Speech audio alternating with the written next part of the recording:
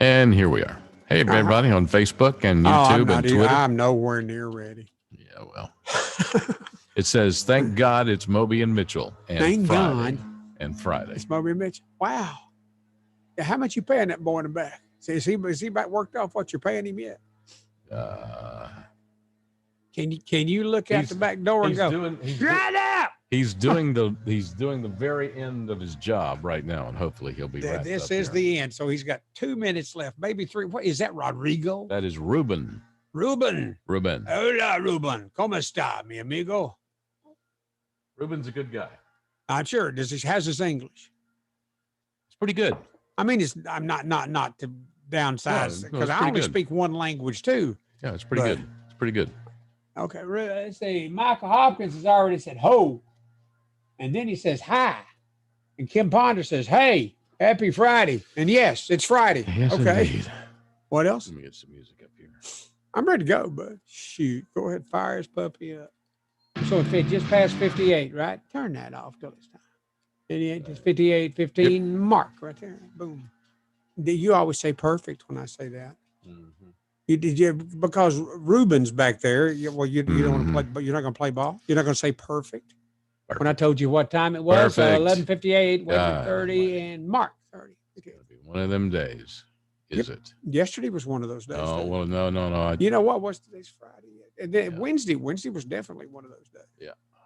I think we've been having just a series of phenomenal broadcasts. We've been having a series of one of them days. It's a series of phenomenal broadcasts here on the Moby and Mitchell program. Please stop talking like that. Okay. What? All right, 1 minute away. I got that. Let's have a good show today. Nope. Okay, fine. I make no promises. Depends on how you are. No. As long as you're all right, I'm fine. Oh, you know what? I'm losing my eyes. I can't see. I see that. You might have to, over the weekend, move your computer screen closer to you. I don't want to move. I want it there. Well, then. What? Then you'll end up looking. I'll end up leaning forward. You're close. You're as bad as close. You'll end up looking like, I know, but right now, as you're sitting back, if I said the distance you are from your microphone, if I could be that, and I am that distant when I move it around like this and scoot up. We should stop talking. And like that. Stop talking now. Get started going.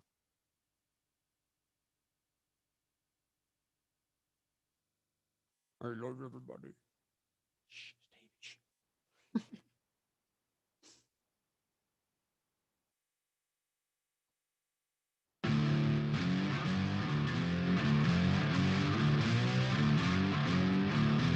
Boy, I remember there was a day I really liked that kind of music. Yeah, me too. Yeah, boy. Not anymore. Turn that crap down. Turn that down. But Daddy, it's Hendrix. Well. Yeah, not anymore. God, you ought to hear the crap she listens to these days. Oh my God, Steve. They don't sing. It's not melodic at all, but they scream. Yeah. They have you heard that kind of music? No, thank it's you. What they call, I think it's hard rock now. Yeah, no thanks. Hey, let's introduce ourselves. Have you heard that kind of music though? I have, and I kind of like for like a second, and I'm gone. Okay. You mean what you said? Something you started. I say we should probably do a proper introduction as to what this is for the next couple of hours on Fistful of Radio. You're right, because I just talked when you started with that music. I thought, holy cow, I got to say something about that. And then go ahead. You first, because it's you. What do you mean by that, asshole? Mr. Asshole. Yeah, go ahead. Okay, what he wants me to do. How many people out there right now? There's a few. Doesn't matter. It does too. That's Moby. It does too. That's Moby. I'm about to damn do it. If you'll just give me a minute. If you'd be patient for one time in your dang life. This is the Moby and Mitchell broadcast extravaganza. Heard daily, Monday through Friday, noon to 2 Eastern time on Fistful of Radio. And on the Moby and Mitchell page on Facebook. Mm-hmm. And are we on Twitter? Yeah, and Twitter. On Twitter. We're on Twitter. Just like the president's on Twitter, right? Same Twitter? Mm-hmm. Same. The Donald and us? Yep. God, I love that guy. Did you watch, by the way, can we talk now? Can we start? Yes. Can we start saying things? Did you watch? either of those two Yes. solo town hall debates yesterday. Or doing debates, whatever you call them. You did what? I How flipped much back of it and did forth. you watch, and you flipped back and forth? I flipped back and forth. Yes. I wish I had done that because I watched Biden because I thought he'd be more likely to step on his pecker and give us the only thing that Biden said was talking about police and the use of force with police. Mm-hmm. He says it doesn't have to be a deadly shot. Just shoot him in the leg. What, Biden just shoot him in the leg? Mr. President, we have run that through research and that doesn't test well. Yeah, he said that before. Yeah, did he? Okay. Yeah, he shoot said him in that the before. leg. Yeah. When a perp is kind of jacked up on whatever, he's not going to be stopped by shooting him. You can shoot him in both legs. Well, it depends on what you're shooting him with. Yeah. Like, a 38, some jacked up guy that got shot with a 38, unless you hit him in the heart or in the head. Yeah. It ain't going to have much of, well, you say it's not going to have much effect. It would hurt, but pain don't bother you much when you're like that. Yeah, exactly. Oh, let's see. Michael Hopkins, Kim Ponder. Hey, Kim. Jay Raymer. Time to get Friday. Wait a minute. I scooted this over. There we go. Excuse me. Time to get freaky on Friday. God, it's been so long since I was freaky. Used to back in the day. Heck, I get freaky as hell. How about you? So yeah, Did you get freaky? So I flipped back and forth, and sorry. And it was a love fest over on ABC with Joe Biden, and Joe Biden, they were kind of setting him up, and he was comfortable in that environment. And I heard speculated today that it was like the beginning of Mr. Rogers' Neighborhood. When it was. It was all hunky dory in the love fest. No tough. And you go over to. We don't want to say anything to you, Mr. Biden. And makes you feel uncomfortable. And you go over to NBC, and it was Savannah Guthrie, and she was ugly on a gorilla. She was just trying to just be as confrontational as possible. I get it, and it was the anti-Trump. Yeah, exactly. So she hated him. Yeah. And how can that get on a debate situation like this where it's supposed to, God almighty, that's nuts. Not a good look for Savannah Guthrie. Not a good look. And then I think she was proud of herself. I'm sure she was. I'm sure she got I showed him America's with me because I talked that way to the president. I'm sure she got a lot of high fives from her brethren in the industry. Don't you know? Oh yeah. Yeah, she was. Don't you know? I'm sure. That's true. I'm sure the Twitterverse was giving her her props, and so I've heard that Twitterverse thing. Yeah, that's good. Yeah, so I like it. Twitterverse. Yeah. So but what else? Okay, what else are we on? We're on Twitter. We're on Twitter and YouTube and Facebook. Yeah. Twitter, YouTube, just those three. Mm-hmm. What else could we be if we were going to really grow this broadcast, Steve? What else could we be on? And do they charge money to be there? No, I won't. Can we just call them and say, "Hey, we're coming on board. Get ready. It's going to be something." Well, we'll work on that. We're working on that. We're later today, maybe. Yeah, we'll work. We're not going to. It's later today. It's great. I got it. MySpace. What? We can get on MySpace. Is that still on? No. But aren't you happy that I knew it was questionable? Yes. Okay, there you go. Yes, yeah. MySpace. Boy, MySpace. What was that song that had MySpace in it? I don't know. Online. It was a country song, and I can't remember who did it. Oh, it doesn't matter. It really doesn't matter. Stevie. So I'm going to check during the show today just to see if there's any preliminary ratings numbers for the debates last night. Yeah, there hadn't been any even mentioned. Matter of fact, they mentioned the fact that they didn't have the ratings. They mentioned that earlier today. Right. And they don't have, but they're coming. The ratings will be there. What do you predict, boy, my friend? I predict Mr. Boy. I predict between the two that Trump will. Well, okay. Let me see here. 47 minutes. What are you doing? You do 47. Don't look at the computer and get your opinion. No. I'm looking at a story. Biden leads town hall duel with Trump in early numbers from 47 minutes ago on Variety.com. From 47 minutes. Yeah, ago. that story from just 47 minutes from like ago. 11:15 or thereabouts. Yeah. Okay. So it says here, Biden drew 12.7 million total viewers, and Trump drew 10.4 million. You said drunk. I know. So. Just wanted you to know I was listening. I know. So okay. There you go. Well, I think, you know what? I think probably more people tuned into Biden to see if he was going to, as you say, step on his pecker. Step on his pecker because he's prone to, but yeah, that's why I did watch Biden. And as I watched it, eventually I got bored with it and turned it off. But I didn't punch over to Trump because it was bedtime. I had to get up this morning. I mean, do the Mississippi thing with Trump. With Trump, you knew what you were going to get. With Biden, you didn't know. You didn't know which Biden was going to show up. Yeah, I understand.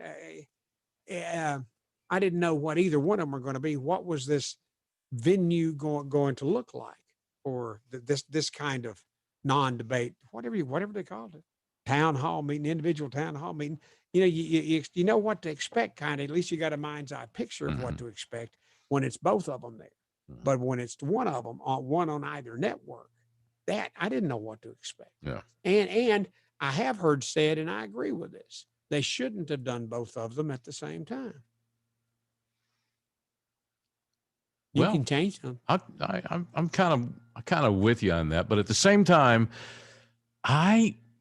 I thought it was kind of an interesting experiment, a social experiment to see. But I wonder if most people did like you and punched back and forth. Oh, I think a lot. Or if a lot of people did like me and just choose one. Well, I'm going to watch Biden to see if he steps on his pecker. Yeah. So see if he spits up in his Wheaties. You never know. Yeah. Guy that age. Nobody's mind was changed last night. Either you were, didn't we know that was going to be how it was before exactly, the thing to begin? I will say that the people they had in the audience were very cordial and nice to each other, to each of the candidates. They were, the Republicans who were there for Biden were nice to him, and vice versa. And Democrats who were there for Trump. Can I say something I hear you say frequently? What's that? That was close. Whatever. Okay. Dude, I don't want to talk about this all day. Whatever. Oh, yeah, see that? Okay. Do you? Well, it's worth talking about, man. Hey, I got it. That kind of event has never happened before. That was I know, and I didn't know what to expect in our lifetime. And then I knew what to expect. And then this morning, last night, I didn't watch a second, not 1 minute of the Trump thing. But this morning I saw some of the replays, and I knew that's the way I was going to be. Mm-hmm. And when you think about it in your rear view mirror, it's like, well, that's exactly what it's supposed to have been. I see what it was. And for Biden, they just needed to get him somewhere where he wouldn't be challenged. Yeah. Where where everybody in America is going to be watching the Biden part. Biden, you said Trump, but the Biden section where he's not going to be challenged. There's not going to be any hard questions. They're going to be so sweet. They're actually babysitting Uncle Joe. Mm-hmm. And that's how it felt to me. And then this morning, like you said, Savannah Guthrie was on her like ugly on him, like ugly on a gorilla. I said her. Sorry. So that's that. Okay. And as we predicted yesterday, Hunter Biden's email story never came up last night. Yeah, boy, is that a fact? Yeah. His son didn't come up. Yeah. Neither did any of Donald's family. God, Melania's hot. Whew, jeez. Melania, I love you. Donald's family hasn't really done anything to the extent of what Hunter, none of them have been photographed smoking crack and banging hookers. We don't know he was smoking. That pipe might have been empty. You don't know. Yeah, okay. Whatever. Michael Hopkins whatever, dude. Michael Hopkins. Yeah. Michael Hopkins said, went back and forth. Savannah did not introduce the first person with a question until 20 minutes into the hour. Okay. The way she was carrying on the parts I saw this morning and today, I'm not surprised. That's probably right. I'm sure that's right. That's it. And once again, she had to ask the "Do you denounce white supremacy?" question again. Yeah, that came up in the news this morning too. What, did she bring it up first time? The question's been asked and answered multiple times. Again, she had to do this. So I wonder if anybody in the production room expects, okay, this is going to be the time when he says it. You ready? Come on, pay attention. Y'all listening? Okay. Well, Savannah, I've heard that question before and I've answered it. I have, but you know what? Thank you for asking it again. Now, you know what I'm going to do? I'm going to change my damn answer. What do you think about that? Yeah, maybe she was hoping he would change. Well, I've thought about it. I'm going to change. I think they're really White fine supremacy? people. No, I can't deny that. They're fine people. Whatever. Oh, What was God. there? Where was he at when he called them fine people? And But you know what? In that crowd of people where he was talking about and the way he was referring to it, there were some fine people. there were, yeah, in There's Charlottesville. some people that, if there weren't, that's assuming that there's anybody on the planet anywhere that totally 100% agrees with everything you feel about everything. And there's some people that feel that way, but and in their character, not the color of their skin, but the content of their character in there somewhere is good stuff, regardless of how they feel about most of the stuff that you would disagree with and say, God, what an asshole. Maybe so. But every asshole, it gets washed up every now and then. I just want to spend the time talking about assholes. What? Gets washed up every now and then. What? Well, I'm trying to think of some way to make it sparkle. What? That's the closest thing I could come to. Yeah. What? Yeah. Whiplash. What the hell just happened there? You're so lucky to work with a talent like me. God almighty. I'm so glad it's Friday. I know. Trump really emphasized when he asked about healthcare. Oh, well, here is this Michael Hopkins event again. Michael Hopkins said Trump really emphasized when asked about healthcare that he was not going to take away pre-existing conditions. Amen. I didn't hear him say that, but God, during what we've been seeing here for the past week or so, they always talk about, well, if Trump gets reelected, it's going to take away our insurance for pre-existing conditions. Who said that? Biden said it last night. I flipped over and about he taking said, away your pre-existing conditions. He said 100 million people would lose with pre-existing conditions would lose their insurance. Yeah, exactly. There you go. And but who said? Nobody said that. And Trump said it right there. You think he's lying to you? They're not going to. Somebody's lying. Conditions exist. You know what? There's the media that's lying and the left. Okay. I don't want to talk about that no more for a while. What do you want to talk about? Well, have you heard out circling the skies around LAX, Los Angeles International Airport? Have you heard? Mm-mm. Now, there's been a boy out there. I guess it's a guy. Seems like a guy kind of thing. I can't imagine a woman being this stupid. But he puts on a jetpack. Misogynist. One Amber. Mm-hmm. What does that mean? That means never mind. I'll explain. That means never mind. That means I'll explain it to you later. Okay. I think she had fun. Back over here. Focus. Okay, I'm Focus. sorry. Radio show. I wish the people are reaching out to me, and I love people. Focus. Radio show till 2 o'clock. Shut up. Okay. Existing conditions. Good. Here we go. I'm all here. So anyhow, there's a fella, and he's been seen twice wearing a jetpack circling LAX. And he got seen once at 6,000 feet. Damn. I know. That was in the news last night. You don't keep up. But man, wow. Circled LAX at least twice. Did a 360 around LAX. Wow. With his jetpack on. Meet George Jetson. Whatever. He's messing with them. I guess he's messing with them. The thing of it is, they'll mess with him. The least little screw up. Boy, you talk about how Biden last night might have stepped on his pecker. That would have been minor to what could have happened to this guy. Well, this is true. Yes. Okay. Yeah. Every now and then. Yeah. 6,000 feet around an airport, there is going to be some air traffic around an international airport. Yeah. When I learned to fly in Dallas, you could get cleared between Dallas and Fort Worth over LAX. I'm not LAX, DFW Airport, Dallas Fort Worth Airport. And when you got cleared, they would send you over the middle of it. That's the coolest thing in the world because they got to get you to a certain altitude, depending if you're headed east or west, you'll be at 3,500 or 4,500 feet. But they would send you over the middle of it. And the reason they would do that is aircraft on approach and departure from that airport, you would fly right over the top of them. They would never be up in the altitude where you were. Does that make sense? Mm-hmm, yep. Fine. One time I had heard that the Concorde was coming to Dallas, coming to DFW Airport.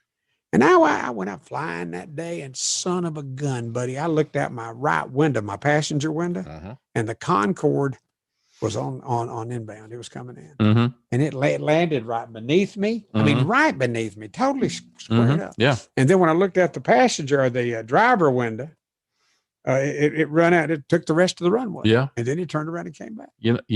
Is that right? You have to ring the bell, ain't you? Yes. I knew it. I saw you reach. Because you've told that story I have told that before. Well, you must admit it's an exciting story. For the third time. No. Yeah. No. Yeah. Mm-hmm. Wow. Yeah. So I bet some of these people out of the dozens that are tens of few that are listening. People are listening right now. Right. And watching.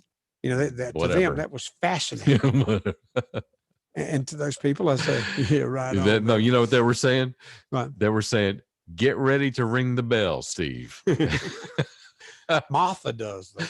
She does. Martha, I'll be talking to my buddy Martha. And when I'm telling her something, Martha will go, oh, Moby, stop. Ding, ding, ding, ding. No, that's funny. I know she does that. That's funny. She's fine. She's my buddy. That's my buddy. Steve. I'm going to have to. And you got to come over here and get you. I will. Toboggan. You know what I am going to get Mary Beth this bell right here. I got it at Office Depot right here. No, you are not. And every time you start to tell a story around the house, I do not want to go through that. That seems very mean-spirited of you. No, it's actually. And you know what? She's equally mean-spirited. She'd think it was a really good idea. I know she thinks it's a good idea. And I don't want to be hearing it. And you know, we've already been talking about me getting therapy. Well, good. And right now, you're about to do that. This would actually be good. This would be good therapy because it would train you to remember. Train you, and right. It would train you to remember what you had said before. Think of it that way. I'd be hearing that bell all the time. Yeah, you would be. You'd be hearing that bell in your sleep, pal. Man, earlier today was talking to our buddy Chris Crump. Same damn thing. I was asking him about Weller liquor. Yeah. And then he started telling me about when I had a bottle of Weller, when he was over here for a visit, and we drank a bunch of that Weller, and then I had a doctor that had a dog named Weller because he loves that liquor too. I tell and that he had heard before. The story too. Yeah, right. And Chris had that bell. Yeah. And Chris pointed out, how did he say it? He said, yeah, you've told me everything, but he said, I've heard it all, or basically he said, I've heard it all. He's been my buddy for a long time. He said, we don't talk. Everything I do is not telling stories that you've heard. Pretty much. Wow. Well, why do you hang around, Asshole? I have no idea. Okay. Because I have no life. And, duh. I'd like to go on record. Everybody's saying, y'all hear that? Duh. I could be in the gym right now if it wasn't for this. So, Jerry's available. Just saying. Who? I don't know who Jim was, but I know he's not here, but Jerry's available. All right. Want a massage? Asshole. All right. Oh. I ran across this yesterday. Everybody don't be offended, but it's about breast preference. And Steve wants to hear, well, you should have seen what he did with his eyes and his head when I said the word breast. Steve, breast. Yes, I'm listening. Okay. Which breast size do men prefer on women? Yes. Well, topping the list is, what do you think? Yes. Cup size, C cup. A C cup tops the list, mentioned by almost half of the men that were polled, or they were holding the poll. And then D cup or bigger was chosen by 14% of the guys. 17% go for a woman with BB. That's like a fried egg. No, A's like a fried egg. B size cup breast. Okay, that's how many? 17%. About 1 out of 5 guys say they appreciate any size breast that come their way. Is that you, Steve? I see you pointing at yourself. That'd be me. Sure. Mary Beth always said, I'd be somebody on TV. I said, boy, look at the good God, look at her boobies. And Mary Beth says, they ain't real. And I say, I don't care. Still look good. That looks cool. Okay, well, I'm not done. I'm not done. And about 1 in 5 guys say they appreciate any size breasts that come their way. Well, Mary Beth says those aren't real. And I'm real quick. I say, I don't care. But I want to finish with this. Ladies, a double, and this is female students in college. A double D will get you an A. That's it? That's the punchline?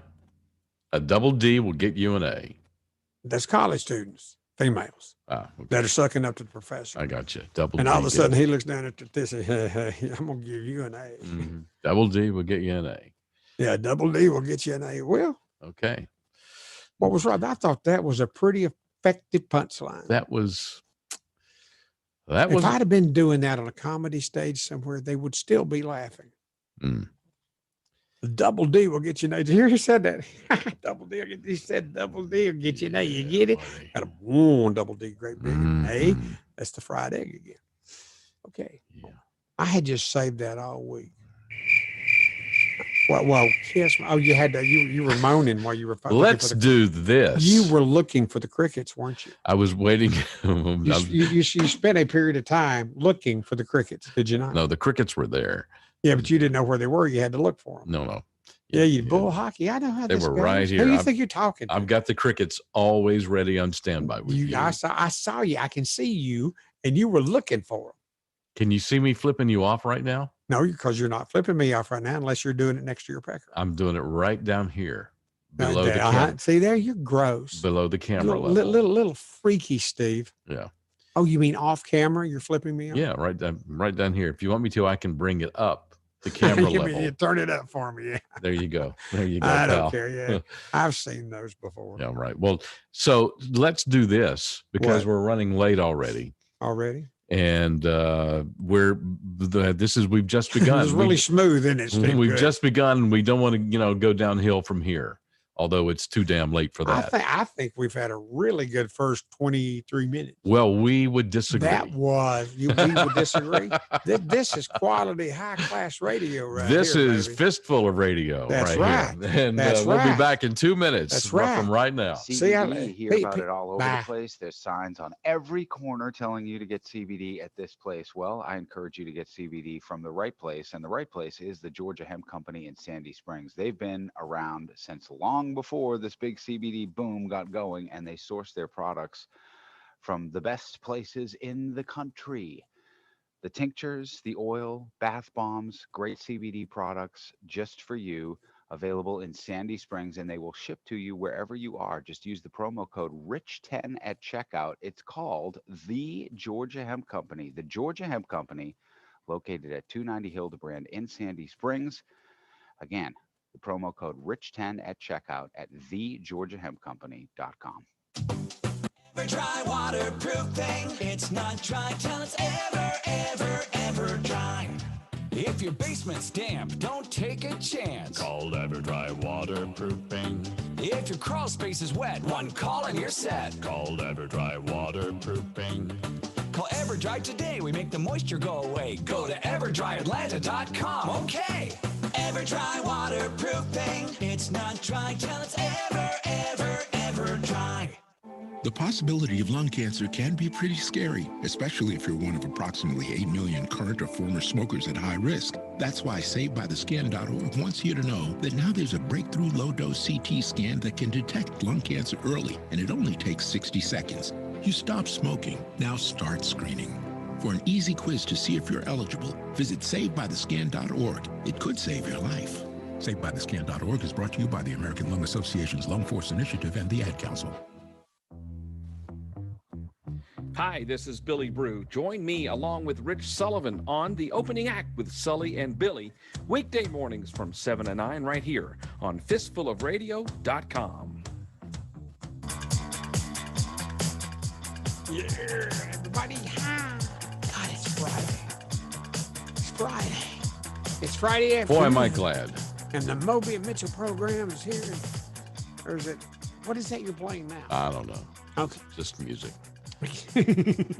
Okay, I liked it. I am so glad it's Friday. Susan Stone said that is a great song. We disagree. There's only you and me, and we just disagree. Is that what she said? Who's Susan Stone? That's a new one, isn't it? Yeah, I guess. I said, well, hi, Susan.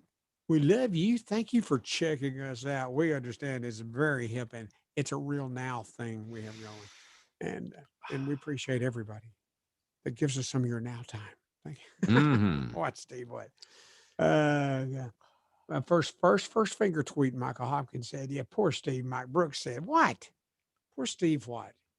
Me having to deal with you. Well, that's what he means. I understand. Yeah, good. I'm glad you understand. What he has to understand is I understand that not everybody likes me. I'm exposed to back a long time ago, thousands of people every day. And now it's, I didn't want to say the number that's up there on the Facebook thing, but whatever it is, what it is. Sometimes I don't like you. And always, always what is true is I understand that not everybody likes me. And to achieve everybody liking me has never been my goal. Oh, well understood, my friend. Yeah. But is that bad? Does that make me bad? Am I a bad person? No, because you I'm that just way? you're comfortable in your skin, and that you sometimes you don't give a flip what people think about you. But you know what? Yeah. The thing of it is, truth be told, I do give a Well, I would like for people to like me, but I'm not going to change me to make that happen. well, I understand that. Okay.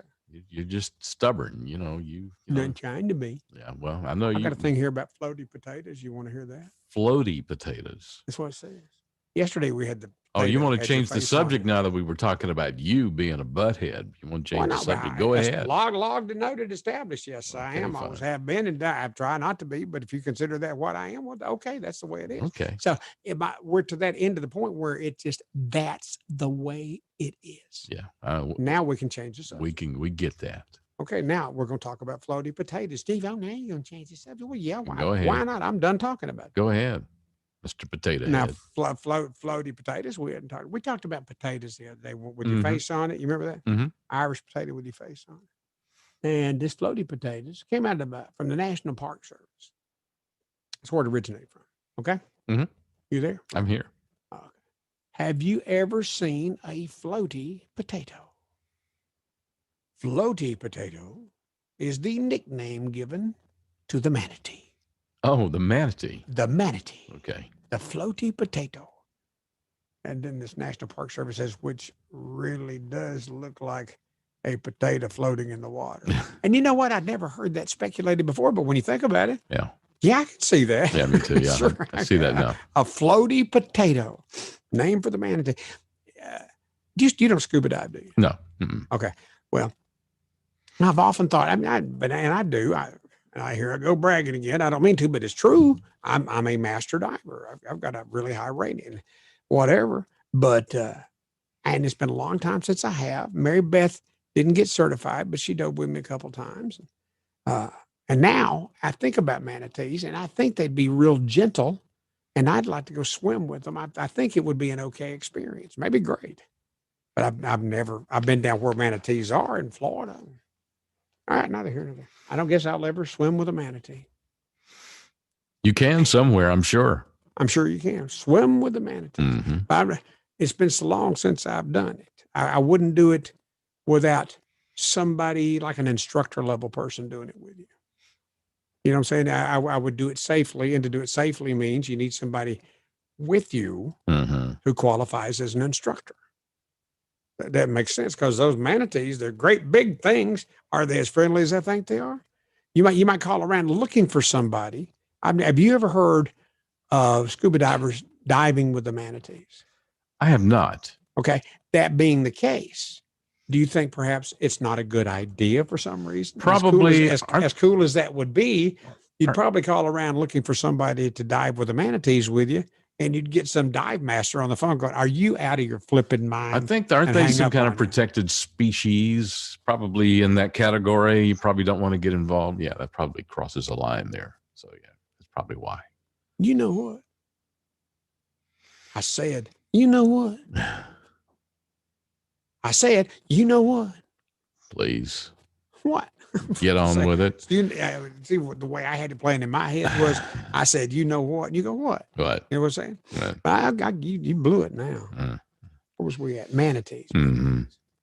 Diving with manatees. When I said, you know what, and you didn't say what I wanted to say, I think you hit the nail on the head with that. You're probably right. Yeah. So that don't mean you couldn't sneak and do it. Yeah. And if you can sneak and do it, there's somebody that'll go with you. Yeah. Everything has its price. That's right. You know. Oh, so. Well, okay. It ain't going to be cheap, but I'll take it. Yeah. Yeah. Can I go on now with other things? Well, unless you want to let me chime in here with something and change the subject. Steve, wait a minute. Yes. Watch. I'm leaning back. Cool. Yes, please do. All right. Have you felt? No, I haven't. Restricted? Well, I want you to. Not lately. So the guy, when I was younger, I really enjoyed feeling restricted. So the guy who forked over the laptop with Hunter Biden's emails on it. Yes. The guy who had the repair shop in Delaware. Right. So he gave this interview, and he said something was very interesting about why he forked over this laptop to Rudy Giuliani's attorney. Did he look, the guy that had the laptop, had the computer shop? Mhm. When you saw him, did he appear blind? Did he appear visually challenged? He was not blind, Right. but he was able to see what was on the laptop. Legally blind is a whole different thing. Right. Exactly. Yeah. So, You- but he you was can't able, read as quickly. You don't see it. You don't see as quick. But yeah, he was able to see what was on the laptop, including the Right. videos of him banging the hookers and the crack pipe and all that other stuff. Well, him banging the hookers and the crack pipe. Yeah, that's certainly got to be part of the story, because Yeah. you know why? Let me tell you why. I want everybody to know this. So when is he true. gave it to Why- the wait a minute, stop. Yeah. I want everybody to know that in broadcasting, how good it feels to be able to say banging the hookers and the crack pipe. Because it feels, you just want to say that. Yeah, It's not really a great part of the story. The computer itself is the biggest part of the story. absolutely. So And there are pictures there he'd rather not be seen. yeah. That's part of the story too. Leave it to Steve to say that's the pictures where he was banging the hookers with a crack pipe. Got it. In his mouth. So Logged in here. What was in his mouth? so anyway, he made a copy of the hard drive that he gave to the FBI. So the And he FBI had kept this one. thing since 2019, and 2019. That's last year. So the FBI has had a copy of this for the long time. So he was asked why he gave a copy to Rudy Giuliani's attorney, and he says, when you're afraid and you don't know anything about the depths of the waters that you're in, you want to find a lifeguard. Wow. Oh, yeah. Wow. What a great thing to say. Yes. So he knew It probably scared him. scared to death as to what he was holding on to and what he had and what he had given to the FBI. The FBI is not, I mean, I bet he didn't answer the phone in the middle of the night. yeah. Look So outside your window. so We're here. and then he said, "Oh shit, I said too much." And somebody Yeah. said, "So Rudy was your lifeguard, huh?" And the reporter said, "So Rudy was your lifeguard?" And he went, "No comment." So Rudy was his lifeguard. That's how it wound up in the hands of Rudy Right on. Giuliani. That's good. So I'm glad it did. yeah, me too. Or else it would have Good. never gotten out because the Mhm. FBI has had it since 2019. Right on. And right here before the election, this is a good time for that to come. Add that to the list of October surprises. And just Yeah. not one October Right. surprise. Yeah, There's a you know, whole list of yes. October surprises. You are correct, Mundo, Mr. Mitchell. Thank you very much. So I figured you'd enjoy that because the Oh, guy I was did enjoy that. pretty Thank you. wise to know just how deep a water he was wading Okay. in. When you need a lifeguard. When Yeah. You're swimming where it might be over your head. Yeah. Call the lifeguard. Smart guy. Thank you. Okay. All right. What else? Well, how about pandemic pumpkin pickings? Hmm.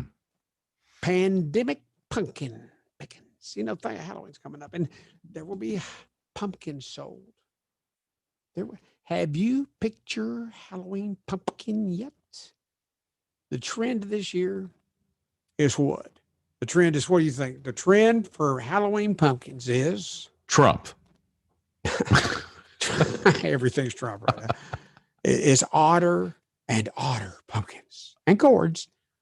Otter? Weird, warty ones with lots of colors are popular. If you're planning a trip to the pumpkin patch, growers are asking people to keep their masks on Mm. and use hand sanitizer Mm.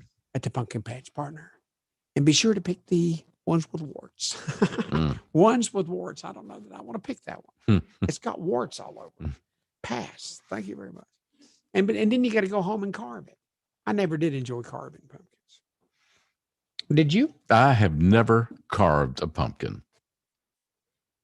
That's your mother and daddy. Yeah, man, I can't believe you were an abused child, wasn't you? My mother and daddy were busy doing other stuff. Raising me. They didn't have time for you. They were busy trying to keep my ass in line. Oh yeah. Like back in those days, you would have been a bad boy Well, and not deserved to have a company. they worked hard. They were hard working. They come home after working and during the day and, sit down to, and dinner and watching news and just like, That's and then being that. You know, when we're watching that news right now, you tell me to quit watching the news. You know why they needed to quit watching the news? So they could carve your dang jack-o'-lantern. Well, Bless your heart. My mom and daddy and me, we'd carve that jack-o'-lantern and shoot, it was, yeah. we lived in the city. You lived in the country. You think city people didn't like jack-o'-lanterns? City kids, you don't think like jack-o'-lanterns? No, I'm not saying You, that. you put a candle in the middle of it and light it. Wow. No, I'm not saying that. We Just used to make with a battery, put a light bulb, flashlight light bulb on top of it, and put that down in the jack-o'-lantern. It would glow through the carved out eyes and nose and the mouth with the jagged teeth. And jack-o'-lanterns. You never had one. Mm-mm. And you're okay with that even. Have you been to therapy? Maybe that's why I'm the way I am. Because my mom and daddy never. You know what? Wow. I'm stunned. Yeah. Maybe that explains a lot. Maybe that's why you're the way you are. Explains a lot. Maybe more serious-minded people. There's the dog. More serious-minded people didn't have jack-o'-lanterns. And that's what made them so serious-minded. Maybe that's what's wrong with America. Maybe it is. Yeah. Maybe if we carve jack-o'-lanterns and just put them on people's porches with the light bulb, then to blame you for trying to be an arsonist then with the candle. Okay. I guess you're right. We're doomed. Okay. It's going to be an End of America. End of America. An overwhelming election. Do you feel like, Steve, you're suffocating under all the election stuff that's going on this year? Are you suffocating? Yeah. I'm ready for it to be over. God damn, I'm ready for it to be over. You're not alone. Any of us, we had a lot of people feeling that way. A new poll finds that 73%, 73% of Americans feel slightly or extremely overwhelmed with the events that are leading up to the election. And that's me. You too, Steve. I'd think. Been overwhelmed. Yeah. Yeah, but thing of it is, you got to get over being over because it ain't over. I know. That's you why. ain't over till it's over. How many times have I said over the past several months, you're gonna have to pace yourself because it's not. And just to your point, it's not over when the election's over. You're right. It's just getting started. I didn't say that part. You said that part. Yeah. I mean, I believe you're probably right because I think I'm more of a peppermint kind of guy. If Trump wins, they're going to come at him so hard. If you think they came at him hard in the last 4 years, you ain't seen nothing yet. That's why I don't. So that's why I don't say I'm a Trump supporter. Trump supporter. Yeah. Trump supporter. That's why I don't say I'm a Trump supporter in public. I mean, right. Right now, I say it here right now, because I am. But I'd be afraid to walk around with a "Keep America" or whatever, a MAGA hat, make a MAGA hat. I wouldn't want to do that. Your safety would be in danger. I have a T-shirt that says "All aboard the Trump train," and I wear it here when I'm doing this, but I ain't gonna go outside in it. Right. I do have a shirt that I enjoy wearing in public. That on the front of it said "Police Lives Matter." I like wearing that shirt because that's cool. Because they do. Yep. Okay. What else you want to talk about? Well, we could stop now on that note. Kind of hard to talk about. Wasn't that kind of a neat story though? Didn't you want to hear that? Yep. But you're right, brother. You're right. It's a time in the country when police lives matter.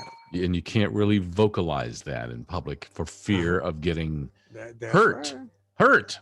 Physically hurt. Somebody's going to come up and whack you for vocalizing that. Yes. Shot. Yeah. Like murdered. Yeah. Yeah, I know it's happening. I hate that. I don't think it's happening. You know what? The fact that it happens at all makes it very, very noteworthy. I don't think it's happening though as much as we are led to believe by the coverage when it does happen, by the coverage it gets on the news. Is that right? Well, is that it?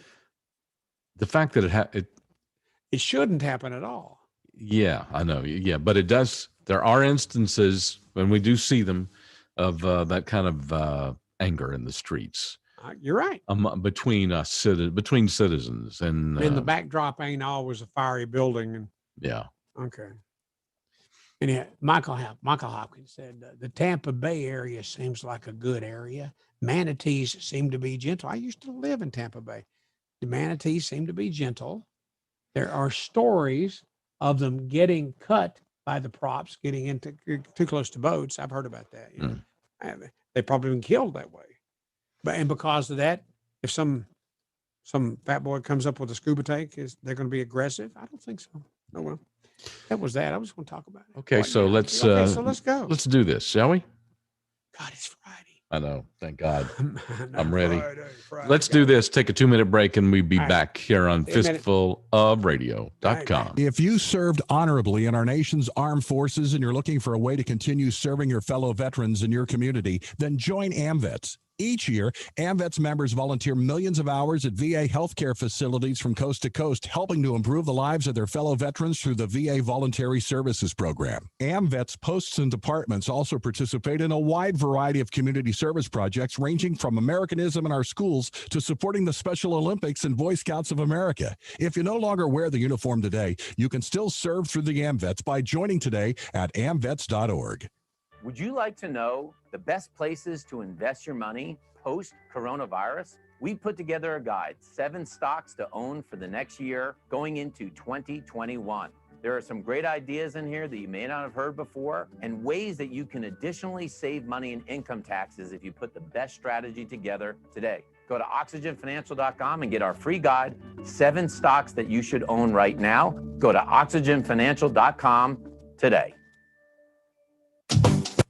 Dry waterproofing. It's not dry till it's ever dry. Hey Atlanta, Shannon Burke here. Now that the flood watches have expired and the sun is back, it's time to address that leaky basement. The amount of rain Atlanta gets this time of year should have you paying attention to moisture in your home. Call the guys that I call, EverDry. As you know, moisture and water in your basement today can lead to foundation issues tomorrow, not to mention mold and mildew. The health of your family could be at stake. Have the guys from EverDry come out and conduct a free basement inspection today. Their patented process seals and encapsulates your basement and keeps it dry for years to come. Call them today, 678-741-2900, or check them out online at everdryatlanta.com. It's 678-741-2900 for EverDry Waterproofing, and tell them Shannon Burke sent you. EverDry Waterproofing. It's not dry till it's ever dry. I hate feeling undry. Steve, Yo. do you hate feeling undry? I'm sorry, that's a little personal. Well, EverDry waterproofing is not dry till it's really dry. Yeah. There's a wet dry, I guess. Yeah. I mean, that's not when you're trying to snuggle up. That's not a good feeling. You're never dry. Okay, you're dry.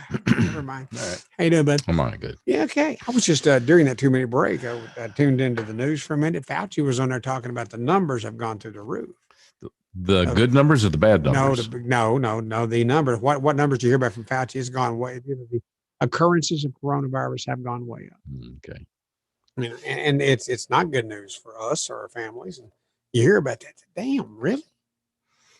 When are they going to beat that? What they good God? They beat polio. When are we going to beat the coronavirus? It's a virus. It's a cold. It's much more than that, though. I get it. But when Fauci's on the phone, on the TV, telling us what he said, and it's what they said on TV in comment to Fauci's thing, he said, so the near future, well, not the near future, but the future is going to consist, if we're going to be well, of social distancing like they recommended, and washing your hands frequently, and really washing your hand, not just run water over them after you pee. Really wash your hands. Do what? Thanks for clarification. Do you lather up when you come out the public bathroom? Do you lather up? Most of the time I do. Hands? Most of the time I do. Do you do it long enough to sing happy birthday? Because that's what that's the length of time it's supposed to be. No. Me neither. Okay, good. I'm not the only one then. No, you're not. I wonder if anybody thinks anything bad about me when I'm in a public restroom. And they're washing their hands, counting, singing happy birthday, and I just go walking out. I just peed. I just leave. I'm not going to wait on the sink. There's a sink right next to them. It's okay. 2 sinks. They're It's probably fancy. thinking it. It's a fancy play. You think they're thinking something? Mm-hmm. God, he's going to go back there and eat. He's going to pick up some food with He's those gonna go- with those fingers. And they walk back in, and I'm hand feeding Mary Beth something. Okay, Ma'am, I got to tell you something. all right. You know what your husband did? What? He'll walk over. He Did didn't wash his hands. Yeah. I remember taking a. Never mind. Go ahead. What? All right. No. Go ahead. I'm just looking at what Michael Hopkins has written. Boy, I cannot see that, Steve. Yeah, I got to get my eyes checked. Yeah. I will. Get your eyes. Add that to your list of things to seems to be a check. good area. That's the Manatee thing. I'm sorry. See, think of it. I can't look over and see if it's old or new. I got to lean forward to see it, and I'm sorry. That's what old men do. Man, you know what? Amen. Yeah. I'm sorry. I'm not. It's been, you know what? Let me tell you the truth. It's been a great ride. This has been a lot of fun. And I can't do a lot of the things in broadcasting that I used to do promotionally, certainly financially. That's gone now, and that's okay. But from the time that all got started up until the time that it ended, it didn't say ended, but really, really, really monstrously slowed down. It has been a great ride. That was a lot of fun. Still is, brother. What are you kidding? And no, it is, but we can't do the stuff that we did.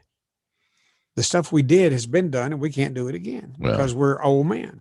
Hey, You're in speak your for 70s. yourself. I'm in my 60s. No, I'm not, Steve. I'm speaking for you. This is reality talking. Yeah. That's it. You know, and not that it's a bad thing.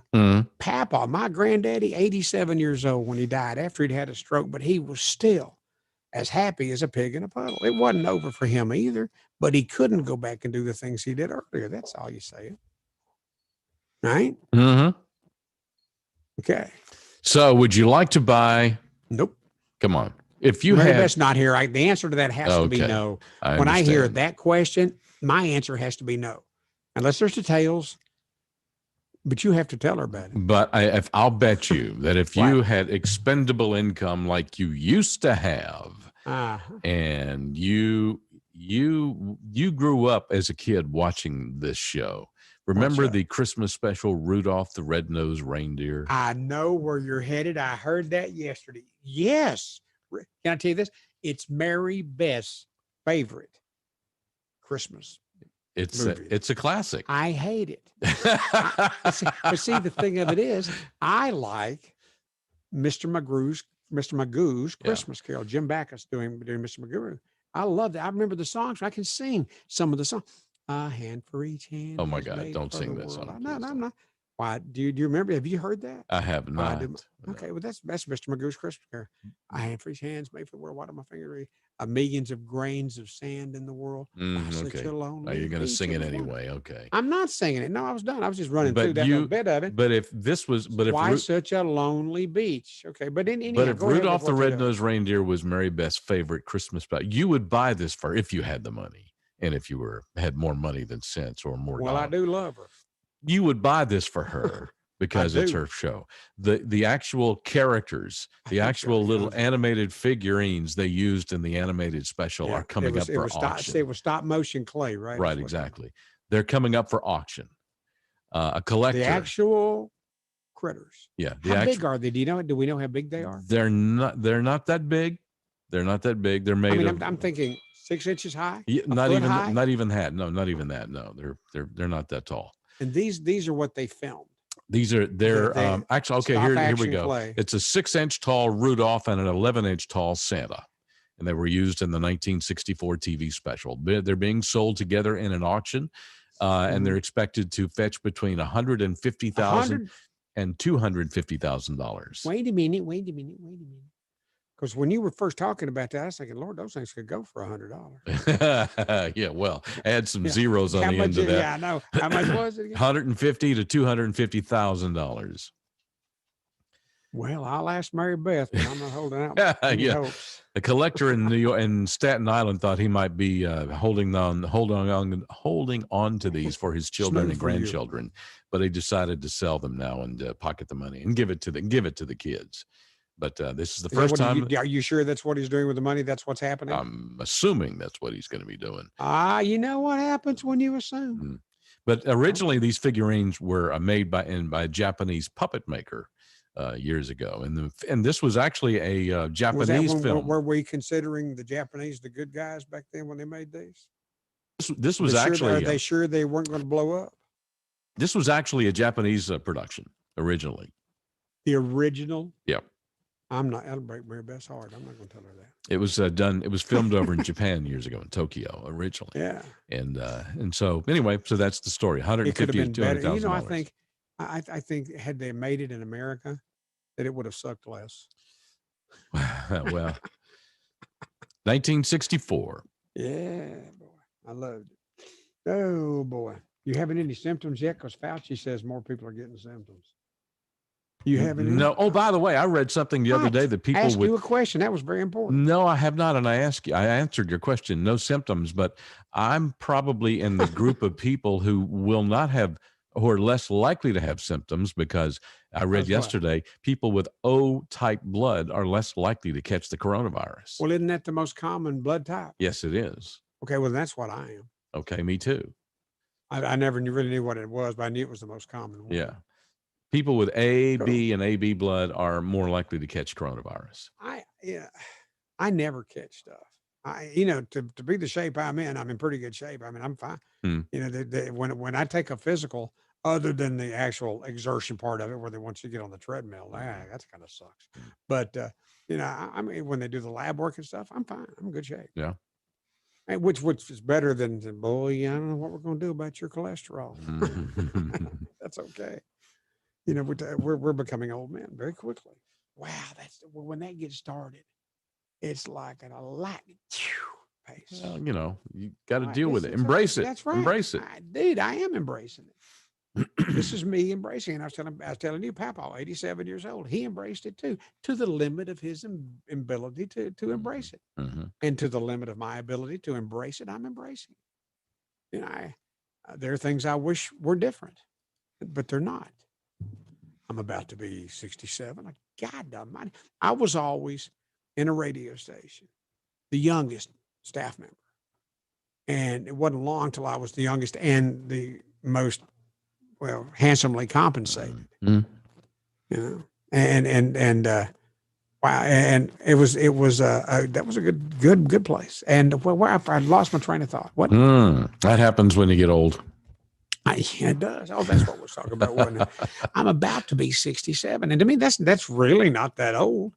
And given the health I am, how good I check out at the doctor's office when I get the lab work done, I ain't getting on the damn treadmill. You know, but that's, you know, I'm okay. That's fine. I'll be here for a while. Yeah. Hey, I'm older than you and I'm not old. So there, take that. Wait a minute. You're older than me. And yes, you are. No, I'm not. Yes, you are. I am younger than you. Why can't you own it? I am older than you, but I am 2 minutes younger ago than that you. I needed to own it. I'm getting old. I am chronologically old. Listen to me. I am chronologically older than you, but physically I am younger than you. Oh, you have, in the last few to several years, you've certainly been more physically active. You've gone to the gym. Not as often as you should. I do my 3 to 4 times a week. Because many times you've told me you're going to go to the gym at the end of the show, and then you didn't go. That's okay. Because you do go sometimes. I get my 3 to 4 times a week in. Okay. Well, good for you. Yeah. And since I do not do that, and I should be ashamed of myself for not doing that. So, okay, Steve, I am, you know, I was talking about the physical part of what I am. Yeah. Isn't what it should be. If you were me, what would you do to start getting better? You mean physically for you, what you would do? Yeah. You know, I'm not going to go to the gym with you because I couldn't keep up with you. I absolutely understand that. Guilty. But you love me, and you'd like everything to be as good as it could be for me physically. True? Yeah. Yeah. So again, back to the question I had. You know, some things that you could do at home. I am at ground zero. Some things that you could do at home to kind of tone up and kind of, you know, get yourself in a better physical shape. I was on my bike earlier. Yeah. The bike thing is good. You know, moving your legs. Sitting down is not good. I know you sit a lot during the day. So do I. I do. And so sitting down Mary is not Beth good. gives me so much shit about that. You can't imagine. Anything you can do to. Did I say shit? Yes, you did. Anything you can do to combat the effects of sitting down all day long. So walking, riding your bike. You bought a thing where you could actually stand up while you do what you do. When we do the Moby Mitchell broadcast extravaganza, you installed it and you lifted your computer and you could stand up and do this. And that lasted 2 days. Well, it didn't fit with all the equipment I have here. That's why. No, that's it. Okay. Yeah. So, but anything you can do to combat that, just to moving around. And you've talked about it here on the show before. Moving around, walking every day is just your basic walking is a great physical exercise. And another thing you could probably do that would help you is you don't need barbells. If you can get some elastic bands, that would certainly help you to like a rubber band that's flat and thick. Yeah, exactly. Okay, and I have some of those. Yeah, and that resistance training would be a great thing for you. That's what you call that with rubber bands, resistance training. Yeah. So help you with muscle tone. You could say late next week or the week after. You could say, "So Moby, how's that resistance training?" Yeah, no, you're not doing it. You're not doing this. But I'm just saying you might put a note on your calendar. Moby's resistance training. Yeah, right. Put that down there and ask me at the beginning of 2 weeks from now. Yeah, see right. I might be all good by then. But the one thing that's really you want to talk about with yourself is cardio. I mean, you want to get your heart rate up there for a couple of times, 2 or 3 times a week. Just get your heart rate up there a couple of times. Cardio. Yeah, your cardio. You said cardio. I know your cardio rate up there. That helps. Yeah. That helps. And you know what? I really do need to do that. Bottom line is I need to do that. I appreciate it. Everything you said makes perfect sense, and I will do my best to comply. Yeah, right. Tomorrow. Yeah, right. What did I just say? Tomorrow. That's about a lot of people has workout problems. Basically, just move. Right? Move as much as you can, and get your cardio up there. Got it. Yeah. Thank you. Michael Hopkins said, as long as you wash your hands before exiting the bathroom, you're good. Yeah. That's what we're talking about. I do, but not much more than run the water. And gratitude. Have gratitude every day. That's a good thing to have. and treat your people nicer. What can I say that painted me as an asshole? This is a good time to say, shut up. I didn't mean be nicer to people. I didn't mean shut up. Yeah, right. Exactly. There you go. Wash your hands before you leave the bathroom. Yep. I need to. I've seen a lot of people not washing their hands. I was probably one of them. Where'd you eat? Never mind. But I need to soap and wash them. Get the water hot. Soap and wash. Yes. And with soap, and 20 seconds of vigorous washing.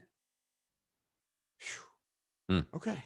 I'm just thinking, Michael Hopkins said that, Michael, you might have just saved between you and Mitchell, you might have just saved my life. That is 1 hour right there of Moby and Mitchell. And we're going to take a break and be right back. Well, I'll be dang. I wasn't ready to go. After 2 minutes, and we'll be back to do the final hour of this. Wait, before we go, I want to tell you, I learned how to do something.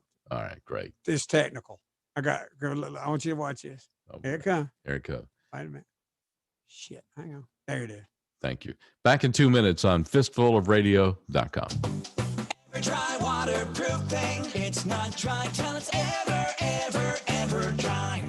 If your basement's damp, don't take a chance. Call EverDry Waterproofing. If your crawl space is wet, one call and you're set. Call EverDry Waterproofing. Call EverDry today. We make the moisture go away. Go to EverDryAtlanta.com. Okay. EverDry Waterproofing. It's not dry till it's ever dry. Tom has been a teacher for over 40 years. One day, I think one of the students had asked the question and he didn't remember the answer. And I also noticed that he was letting his class out earlier than they were supposed to let out. I was really starting to worry. Levi and I talked about how it would change our lives, but he was there beside me. When something feels different, it could be Alzheimer's. Now is the time to talk. Visit alz.org/ourstories to learn more. A message from the Alzheimer's Association and the Ad Council.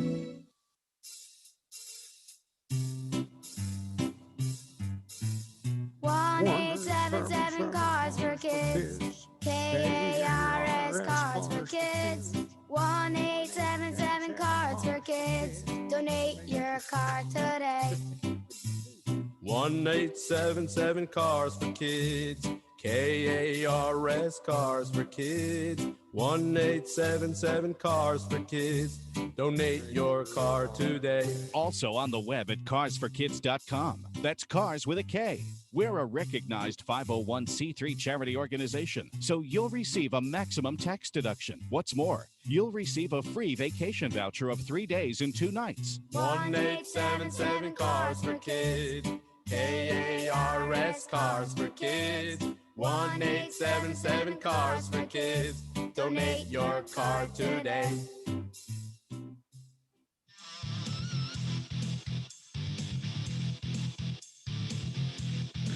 Back, everybody.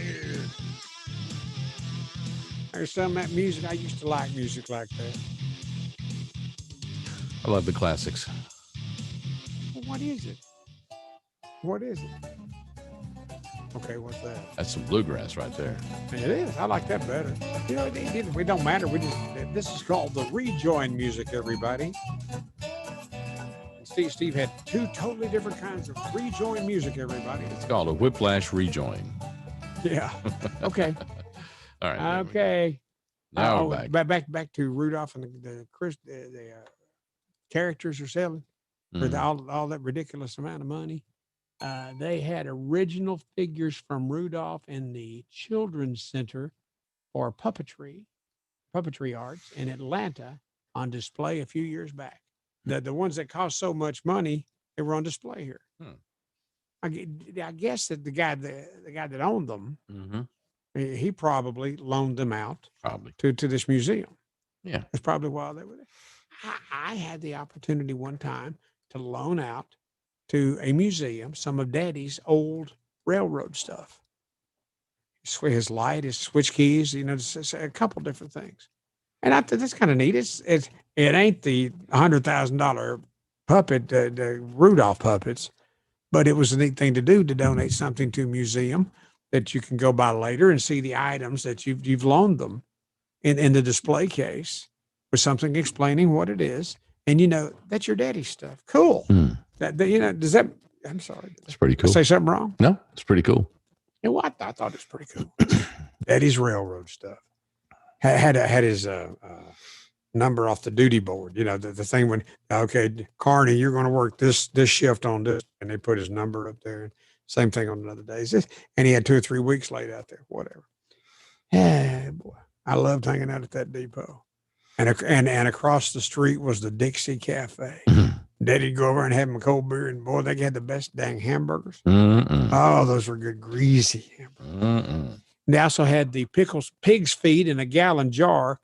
I think it's like red colored vinegar in the pickles pig, and the deviled, not the fried eggs, and not fried eggs, but also boiled eggs that in a jar as well. You've seen them in bars, maybe you haven't. Okay, but anyhow, I dug that. Okay, what were you reading? You were talking about. No, I was talking about the Rudolph. Never mind.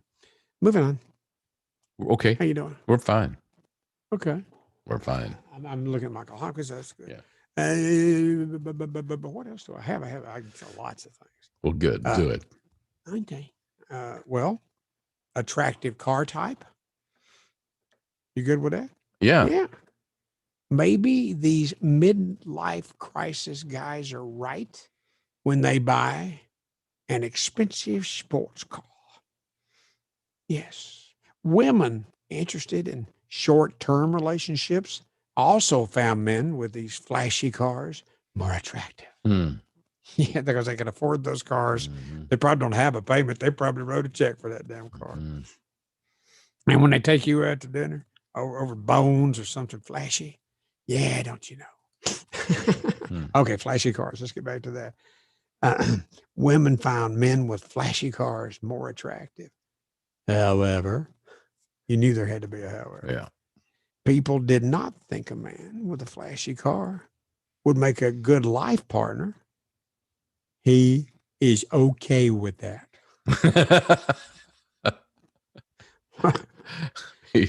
That's pretty funny. That's the funny part. Instead, those looking for long-term preferred someone more sensible. Boy, what a real crappy car he's got. Presumably, he's got money left over for the family. Okay. Yeah. You look at his lifestyle. but yeah, never mind. Yeah. That was funny. How you doing? That makes sense. Got big plans for the weekend? I have no plans for the weekend. It's going to be great. You don't, yeah, I know. All your weekends are that way. Mine too. Mm. It's all right. But you do not golf, do you? I used to. So that's a no. Correct. Okay, let's try it again. So you do not golf, do you? I used to. Asshole. You ain't gonna say no. You know, but that's really applicable to this story. All right. Forget it. I'll just go on. Let's assume that he'd said, I said, you don't golf, do you? And he said, no. Okay, that's where we are. You okay, Steve? Mm-hmm. Hole-in-one odds in golf. I'm sure, Steve, since you used to play golf, you've heard of a hole-in-one. Yes. What are your odds for a hole-in-one? One in 168,000. 1 in 12,500. I think that's a smaller number than I would have expected it to be, and obviously the same's true for you. Mm-hmm. If you're lucky enough to get one, the odds are 1 in 12,500. But the golf experts say don't expect 2. I mean, he's not going to be on the same round. Probably not. Okay. Don't expect 2. The odds of 2 holes in one. You take a shot, Steve. Go. 1 in 250,000. 1 in 67 million. Wow. Okay. I was like, dang. I know. Wow. You know, geez. Okay. I just thought that was interesting. Did you agree it was interesting? That makes sense. Yeah. But when I did play golf, I never even came close to getting anywhere near the remote possibility of a hole in one. When I played golf, if I teed it up, tee that puppy up. I'm sorry. I'm got a visual picture of you swinging a golf club. I'm sorry. I teed that puppy up, and if I could swing and hit the little ball and not the big ball, yeah, which is earth. If that's what I made contact with, if I with the little ball, that's why I'm laughing. Yeah, I know. Yeah, I love the sound that it made. Whack. I didn't care which way it went. I just liked the sound it made when I made good, solid contact. That is a great sound when you make connection with that little ball. That's right. And you know what? The sound that's made when you hit the big ball, that ain't much of a sound. It's usually followed by, oh, damn. Yeah. Or, oh, shit. Yeah, I've done that. There was a joke along those lines that was the punchline for it. You know what? Never mind. But yeah, I have now forgotten it. Oh, boy. I'm going to Top Golf in Alpharetta tomorrow for a bachelor's party. Okay. We're too old to do the wild bachelor's parties. Yeah, well. Wow. I've seen Top Golf. I know where it is. Mm-hmm. And I don't have any clubs anymore, but they probably got some. They could rent you some clubs over there. Rent me? Don't they know who I am? Yeah. Donate them. Right. Yeah. Right. This is a retirement phase of my life. Yeah. Since I got a new knee, I've been thinking about trying golf again. So I think I might have to go rent me some clubs and give them a shot. Michael Hopkins is going to ride out in a minute. He said, well, hell, you and Steve come on over. We're going to Top Golf tomorrow All right. Maybe for his so. bachelor party. You got to drive. Yeah, no, it's all right. Fine. Forget it, Michael. I was a gamer. I was ready to play, but Steve wasn't, man. Steve, you never know. Yeah. It could have been the best. You know what? When we went to Houck's the other night, yeah, how much fun we had at that. Mm-hmm. Tomorrow at Top Golf with Hopkins. Wow, that might pale. You know what I found? I just don't need another thing to throw money down a hole into because golf is one of them things. Oh, I get you. I know that's true. I do. Yeah, I do. But boy, I do like the sound it makes when it hits that. You know what? You've seen Top Golf. Mm-hmm. Yeah. Okay. And I wonder how many knuckleheads get over there and hit it over that fence. I think it'd be pretty hard to hit it over the fence. because Well, they maybe got in it way certain out areas, yonder. there's probably that's what if you're going to the far end of the fence, yeah. Yeah. But on the sides, that's the access road over on the left Right. side there, and on the right side's the interstate. That's 40. I don't know. 400. That's 400. And on them side fences, you think you could get out there if you tried real hard. I don't know. Not that you'd ever want to do it on purpose because it'd be dangerous. They probably have calculated that even if you're trying to hit it over there, you can't. So I'll bet you. Oh, but you don't get some of these boys drunk and tell them I know you can't hit it over the fence. Yeah. Yeah. Since it's a bachelor's party, they're all going to be loaded. Mm. Okay. Yeah. Yeah. Back in the day, I'd party right along with them. Mm-hmm. Thank you for the kind invitation, Michael, but no. Okay. What have I got? Oh, high fat emotions. Shall we? Yeah, let's do that. Mm. High fat emotions. This may make you less likely to pig out. Okay.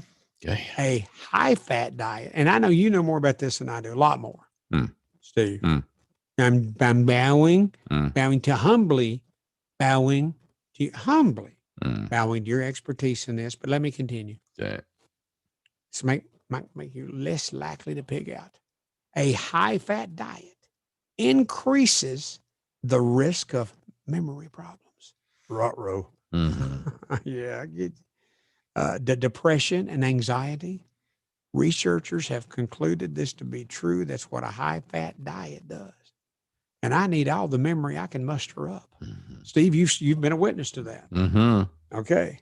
So a high fat diet, I'm sorry, it's got to go away for a while. So I'll get my memory back. Of course, I'll take a Prevagen or two. Maybe I can OD on Prevagen and get my memory back and go get a cheeseburger. That'd be one of them things you can do to improve your quality of life is to change your diet. Add that to the. That's right. Well, I just did. Did you hear it? That was a good one. Add that to the list. OD on Prevagen. I'm going to add that to the list of things to ask you in 2 weeks. How's that change of life going for you, Mr. Moby? Along with your exercise program that you're not going to do. Michael Hopkins also said, "I'm ready to take you to Daddy O'Brien's for some adult ice cream." Yeah, there you go. That's a real offer, fellas. Well, Yeah, I appreciate that. I bet it is. You know what? I will go do it, and we no doubt will go do it. Can I bring Mary Beth or not? Okay, I guess not. Sure. We'll see. Whatever. But I'm not ready. The ice cream with liquor in it, I don't think I would like. Now, that said, I will certainly try it. I'll give it a shot. Good.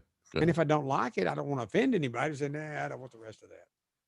Give it to Steve. He'll drink it. He'll eat it. Yeah, give it to Mitchell. Yeah.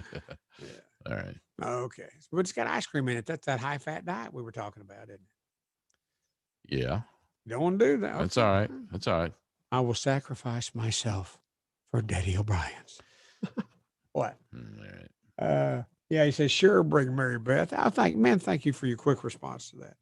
Oh, gosh, Steve. Let's talk about UFOs.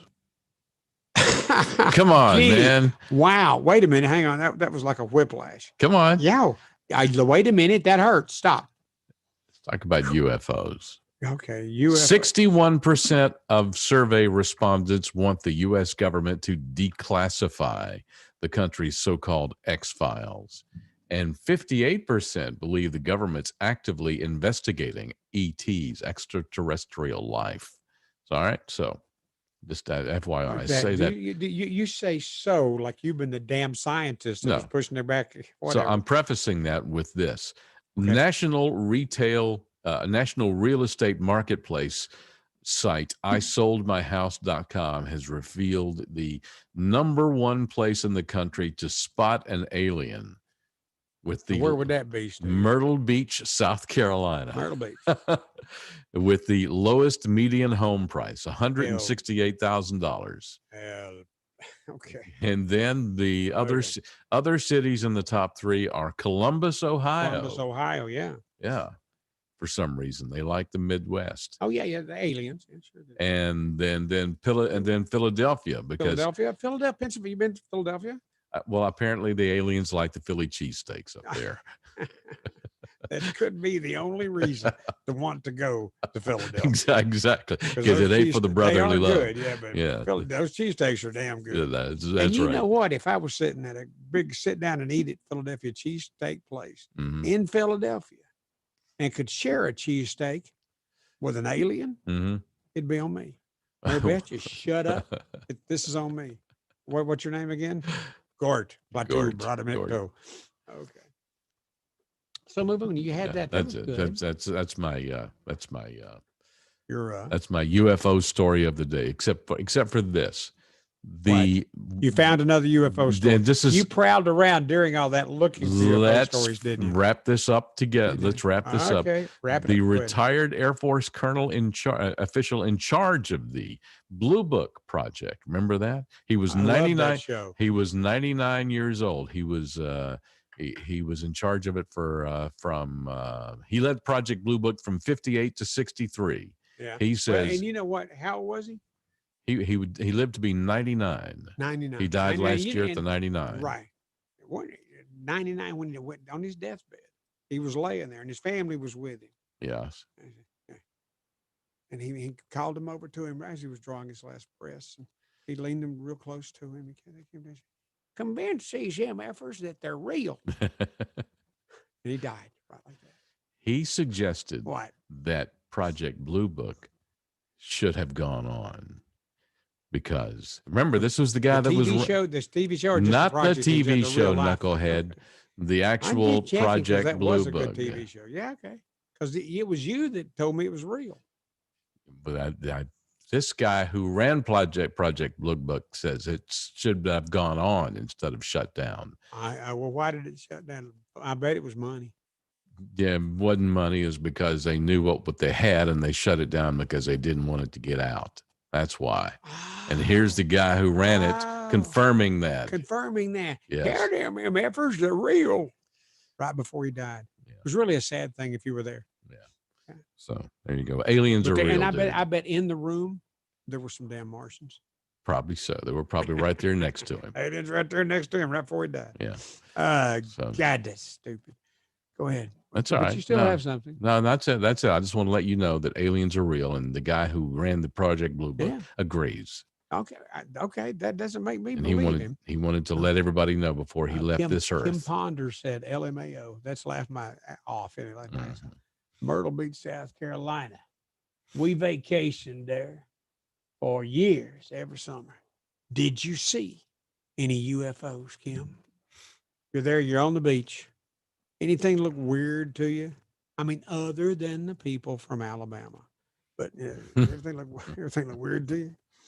All right, I'm just following that along. Thank you, Kim. I appreciate her being an active participant in the Moby Mitchell program. What's wrong with you? You can't wait for the show to be over today. Why? It's Friday. You've had the ass all day. Hey, don't call me. Hey, I've been in a great mood. I know what you're saying. Pot calling kettle black. No, not at all. Don't I've been even in a great start mood with today. me. I didn't bark back at you. Not at You've had the case of the ass for the last 2 or 3 days. That is not true. That is true. Steve. Yes. Bless your heart. Yes.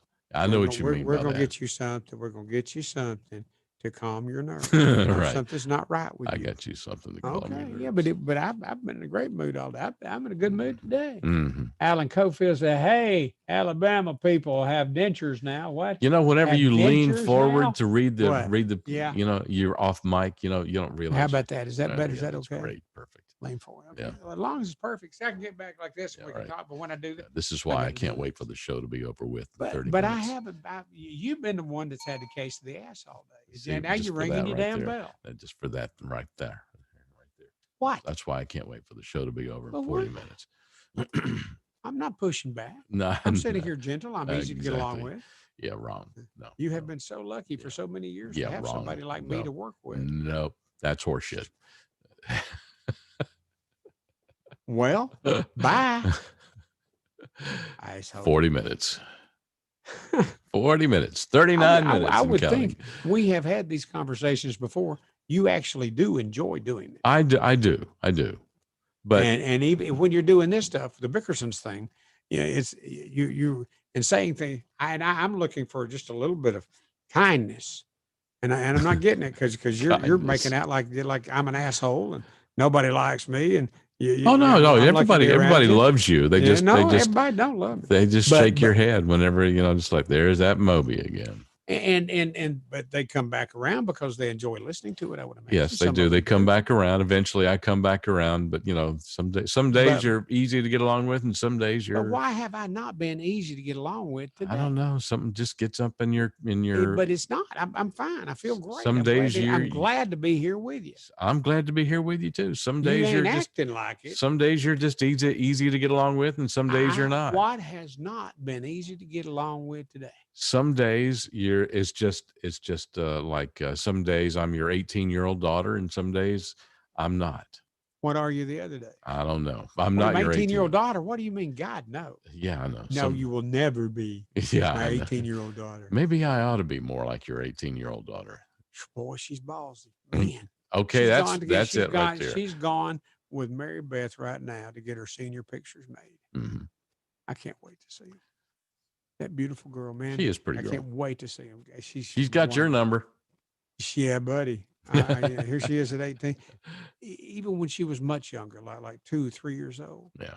When we adopted her, she was 8 months, and when 2 or 3 years old. Yeah, I mean, I was wrapped around her finger then. I never knew, looking into the future, what it would mean to be wrapped around her finger when she turned 18. But I know it now. And it's a great thing. Watching her is phenomenal. Just seeing how sharp she is, how much she deserves all the love I can give her. She does. I bought her a car. It's not a great car, but it's a car. She didn't like it right at first because, it wasn't a Jeep Wagoneer or whatever the hell. But she likes it now. It's okay. I bought her a new radio to go in it. She's happy with that. She loved that. Her new radio. That's why I don't want to ride with her, because she's got that new radio. God, you're not going to be hearing music you're going to like. Trust me. But because she's fabulous. Anyhow, I see you looking up at the clock. Yeah, because it's that time. I know it is. Flying golf balls. That's what Michael Hopkins said. Michael Hopkins said, no flying saucers in Myrtle Beach, just flying balls. He meant golf balls. Got it. Okay, take a break. Show. Yeah, we're going to do this and be back in 2 minutes on fistfulofradio.com. CBD, it comes in lots of different forms, and it can help you with your anxiety, inflammation, lots of other stuff. Tinctures, CBD oil, topicals, vapes, gummies, pre-rolled hemp joints. That's right, the hemp flower. Smoke them if you got them. CBD hemp flower by the quarter.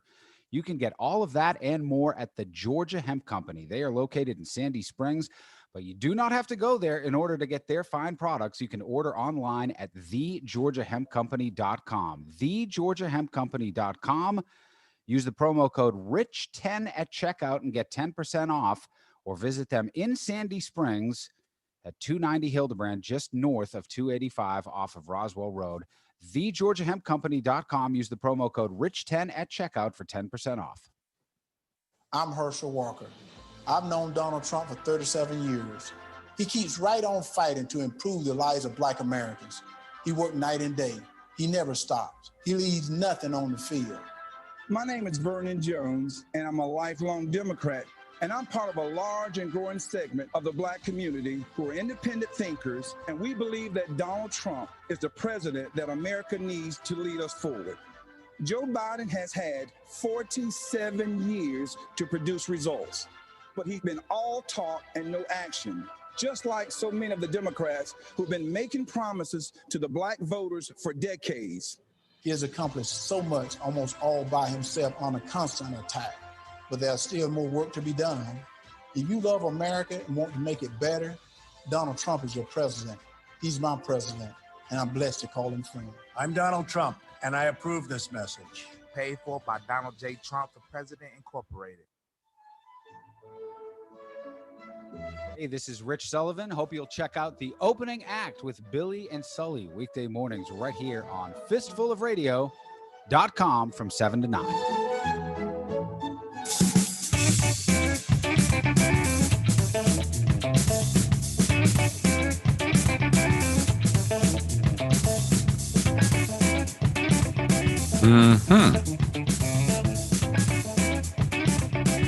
turn that up.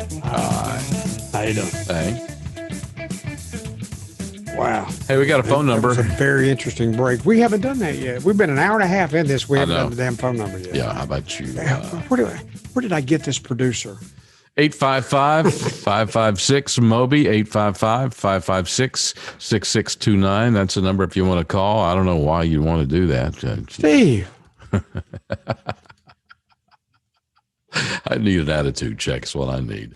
I need a check. You know what? I know what it is. I need a check. That's what it is. Anyway, not an attitude check. You know what? An actual check. What I had done to give you this mood today, to put you in this frame of mind today. And the thing of it is, it's nothing. Here's our phone number in case y'all call. Never know what you want to. God, kiss all you had to do was just show up. These people that are looking and that are watching on our Facebook posts, and I love that. And I read what they say and read and comment back to them, and you do too. Mm-hmm. You know that's fine. But to say that you make them feel you make them and me feel like less when you do that. I don't care what you feel like, but it's them I care about. Well, you don't appear to. But if you would like to call, it is 855-556-MOBY. Yeah, I could care less what you feel like, but to them, is that the number? 855-556-MOBY. That is the number. Okay. And I really do care what they think. I don't give a shit. See, but there you go. You don't really mean that. I'm just messing with you. I know you are. Yeah. But they don't necessarily know that you are just messing with me. I know, but when you say some really mean things like that, I know you're just messing with me. The limited audience that we have doesn't necessarily know that you're just messing with me. And what I do care about is them not thinking wrong things about you as it pertains to me. Oh, I like to keep people guessing, including you. Yeah, but you every now and then you get to the point where I say, damn. Well, good. Keep you guessing. I'm not guessing. Yeah, it keeps you wondering. No, that's not true. Yeah. No. Yeah. You're going to reach out to me technically like this one day, and I ain't going to be here. What are you going to do about that? Hey, well, one day you might wake up and I won't be here. So how's that? Well, you don't know. Stick that in your country song. We don't. Okay. We never know when that last heartbeat's going to be. I was just going to say, brother. When that last breath is going to pass through our lips, we don't know when that's going to be.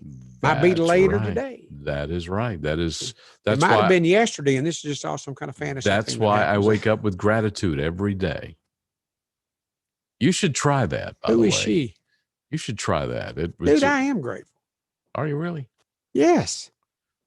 Okay. I'm wish I could believe I am that. the luckiest man in the world to have a woman like Mary Beth Olson Schweikart Carney to be here for these final years of my life.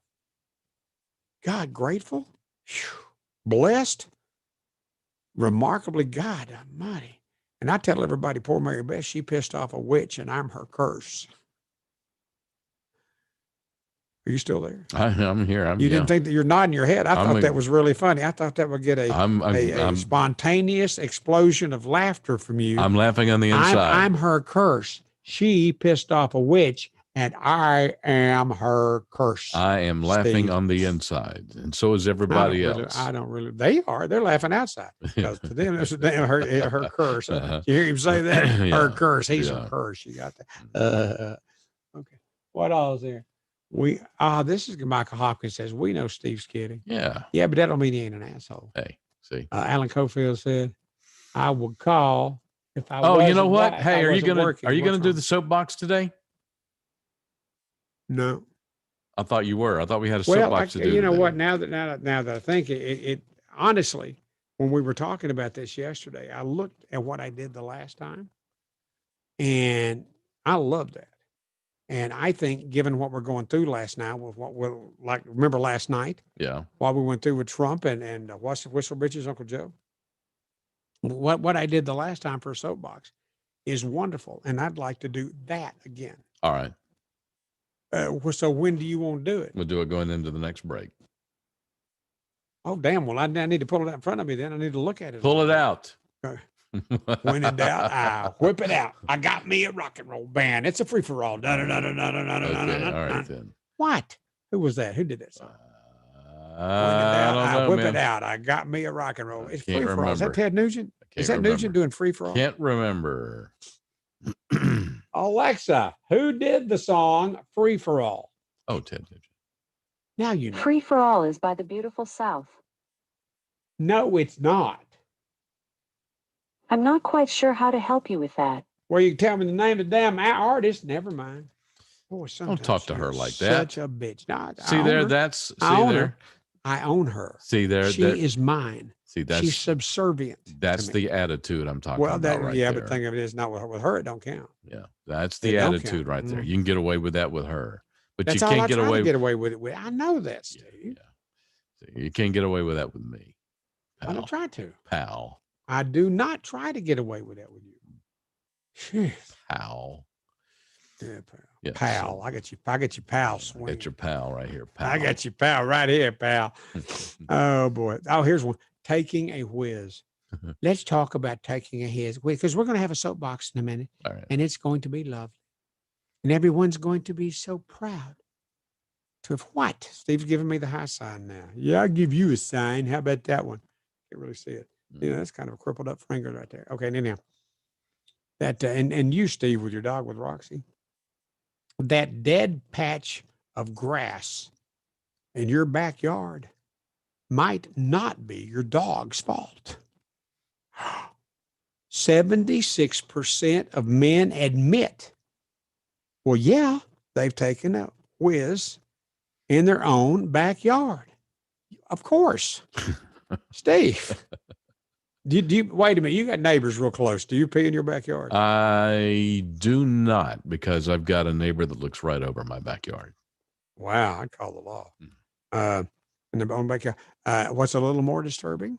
73% admit to relieving themselves in their neighbor's yard. Oh, wow. For me, personally, as an individual urinator, I'd like to say that at my house, every outside door is a half bath. Yeah, that's that for that. But you're back to you're kind of your backyard. You're kind of shielded off from your neighbors. You know what? When the neighbor that lives behind me, when we bought this house in this neighborhood, and thinking back, it's a stupid decision, whatever. But by the grace of God and the good Lord, knowing how much I like my privacy, I like someplace private. And in this neighborhood, nobody has that. But the guy behind me that could have kept me from being private, right after I moved in, started building this workshop.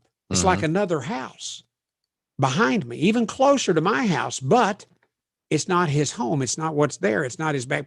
The front of this place he built and the back of his house combine into like a party area. I've been invited there. I've gone over. But the shed that he built, it's probably, I don't know, 1,700 square feet, whatever what it is. What he built back there gave me the privacy that I wouldn't have had otherwise. Okay. I would have had a guy's backyard in my backyard. Yeah. And David, great guy. But I was and I've told him too, I'm so glad you built that because now I ain't got jack shit for neighbors in my backyard. and because other times I don't like living in a neighborhood. Ding, ding, ding goes the bell, but I don't. And they're fine. They're not that they're bad people. They're good people. Well, these right across from me, I don't care much for, but there's some. Oh boy. I bet you they carry the same. Oh, I'm sure they don't share the same feelings with you. I'm absolutely sure they don't like me. Okay. And you know what? I am fine with that. Okay. There are some that we get along. We get along. It's fine. But I don't, anyhow. At least you're not the neighbor that lets your yard go to crap. You know what I mean? You're not one of them neighbors. You like the way my yard looks? Yeah, your yard looks nice. You're. Well, you know what you ought to say? What? Next time you're over here, you need to say, "Nice job on the yard, Mary Beth." Well, she does. She does keep it up to. She does keep it up to snuff. I'm not going to do it. Yeah, I don't do yard work. I want to live in the woods. What? I don't do yard work either. That's right. But you can afford to have the Mexicans do it. That's right. Yeah. God bless that Mexico. I'm helping the economy. That's yes, you are. Has he got a green card? Is he a citizen? I believe he is. Yeah. I believe he is. You don't know. I believe he is. I'm not sure. That wasn't a prerequisite for the job. I got to see that green card before I want to hire you. Yeah, no, he has a green card. I don't think he's a citizen, but he has a green card. So work visa, maybe. Yeah. Okay. Yeah. You know, they still arrest his ass when that expires. Oh, you're going to have to end up mowing your own yard. You don't like the sound of that, do you? Oh gosh. I'm looking ahead here. Yeah. And what we're going to do here is a soapbox, a small town soapbox that we did a few weeks ago, I think, Steve. Yeah. Okay. And I like it so much. And the season is what it is right now in Washington and points beyond, with all kinds of controversy going on and nobody getting along real well. True. Yeah. That soapbox I thought was noteworthy and needed to be rebroadcast. And Steve is the producer that has the music that will play beneath it. And if you're about ready, Steve, I think I am. All right, buddy. Here we go. Would you introduce it? I'd love it if you'd introduce it. I think it's self-explanatory. I'll just let No, you can't just right now. We need to say small town soapbox, and then the music starts. Well, now it's time for Mr. Moby's small town soapbox. And now I'm going to cue the music, and the music will. You don't have to. I got to do say right after soapbox, you could hit the go button. All right, here I'm going to hit the go button. Okay, do it again. Now it's time for Mr. Moby's small town soapbox. There it was. We did have a pause before the music, but that's okay. I'm sending this to a couple of my children. A dear friend wrote me. They don't understand why I'm voting for Trump. That moment when someone says, I can't believe you would vote for Donald Trump. I simply reply, I'm not voting for Trump. I'm voting for the First Amendment, and I'm voting for freedom of speech. I'm voting for the Second Amendment and my right to defend my life and my family. I'm voting for the Supreme Court justices to protect the Constitution and the Bill of Rights. I'm voting for the continued growth of my retirement 401k and the stock market. I'm voting for a return of our troops from foreign countries and the end to America's involvement in foreign conflicts. I'm voting for the Electoral College and the republic we live in. I'm voting for the police to be respected once again and for them to ensure law and order, because that's what they are pledged to do. I'm voting for the continued appointment of federal judges who respect the Constitution and the Bill of Rights. I'm voting for our jobs to remain in America and not be outsourced all over again to China, Mexico, and other foreign countries. I'm voting for secure borders and legal immigration. I'm voting for the military and the veterans who fought for this country to give the American people their freedoms. I'm voting for the unborn babies. They have a right to live. I'm voting for continued peace and progress in the Middle East. I'm voting to fight against human and child trafficking. I'm voting for freedom of religion. I'm voting for the American flag that is disrespected by the Democratic Party. I'm voting for the right to speak my opinion and not be censored. I'm not just voting for one person. I'm voting for the future of my country, of all our country. I'm voting for my children and my grandchildren to ensure their freedoms and their future. So, what are you voting for? And that's today's small town soapbox. Ever try waterproofing? It's not dry till it's ever, ever, ever dry. Hey, Atlanta, Shannon Burke here. Now that the flood watches have expired and the sun is back, it's time to address that leaky basement. The amount of rain Atlanta gets this time of year should have you paying attention to moisture in your home. Call the guys that I call, EverDry. As you know, moisture and water in your basement today can lead to foundation issues tomorrow, not to mention mold and mildew. The health of your family could be at stake. Have the guys from EverDry come out and conduct a free basement inspection today. Their patented process seals and encapsulates your basement and keeps it dry for years to come. Call them today, 678-741-2900, or check them out online at everdryatlanta.com.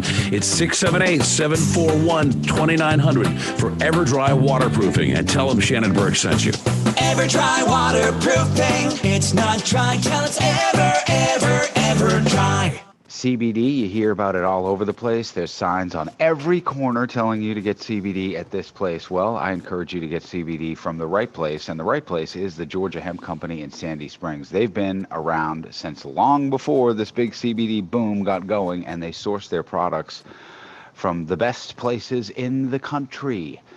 The tinctures, the oil, bath bombs, great CBD products just for you, available in Sandy Springs, and they will ship to you wherever you are. Just use the promo code RICH10 at checkout. It's called the Georgia Hemp Company. The Georgia Hemp Company, located at 290 Hildebrand in Sandy Springs. Again, the promo code RICH10 at checkout at thegeorgiahempcompany.com. Let me tell you about our good friends at Buckhead Pet Pals, Atlanta's premier pet sitting company. With over 20 years of experience in pet care, Buckhead Pet Pals treats your pets just like they do their own. Caring, trustworthy, and loyal, Shannon and her team provide the absolute best in pet care available in the Atlanta area. Give them a call, 404-303-0312. That's 404-303-0312. Or find them on the web, buckheadpetpals.com.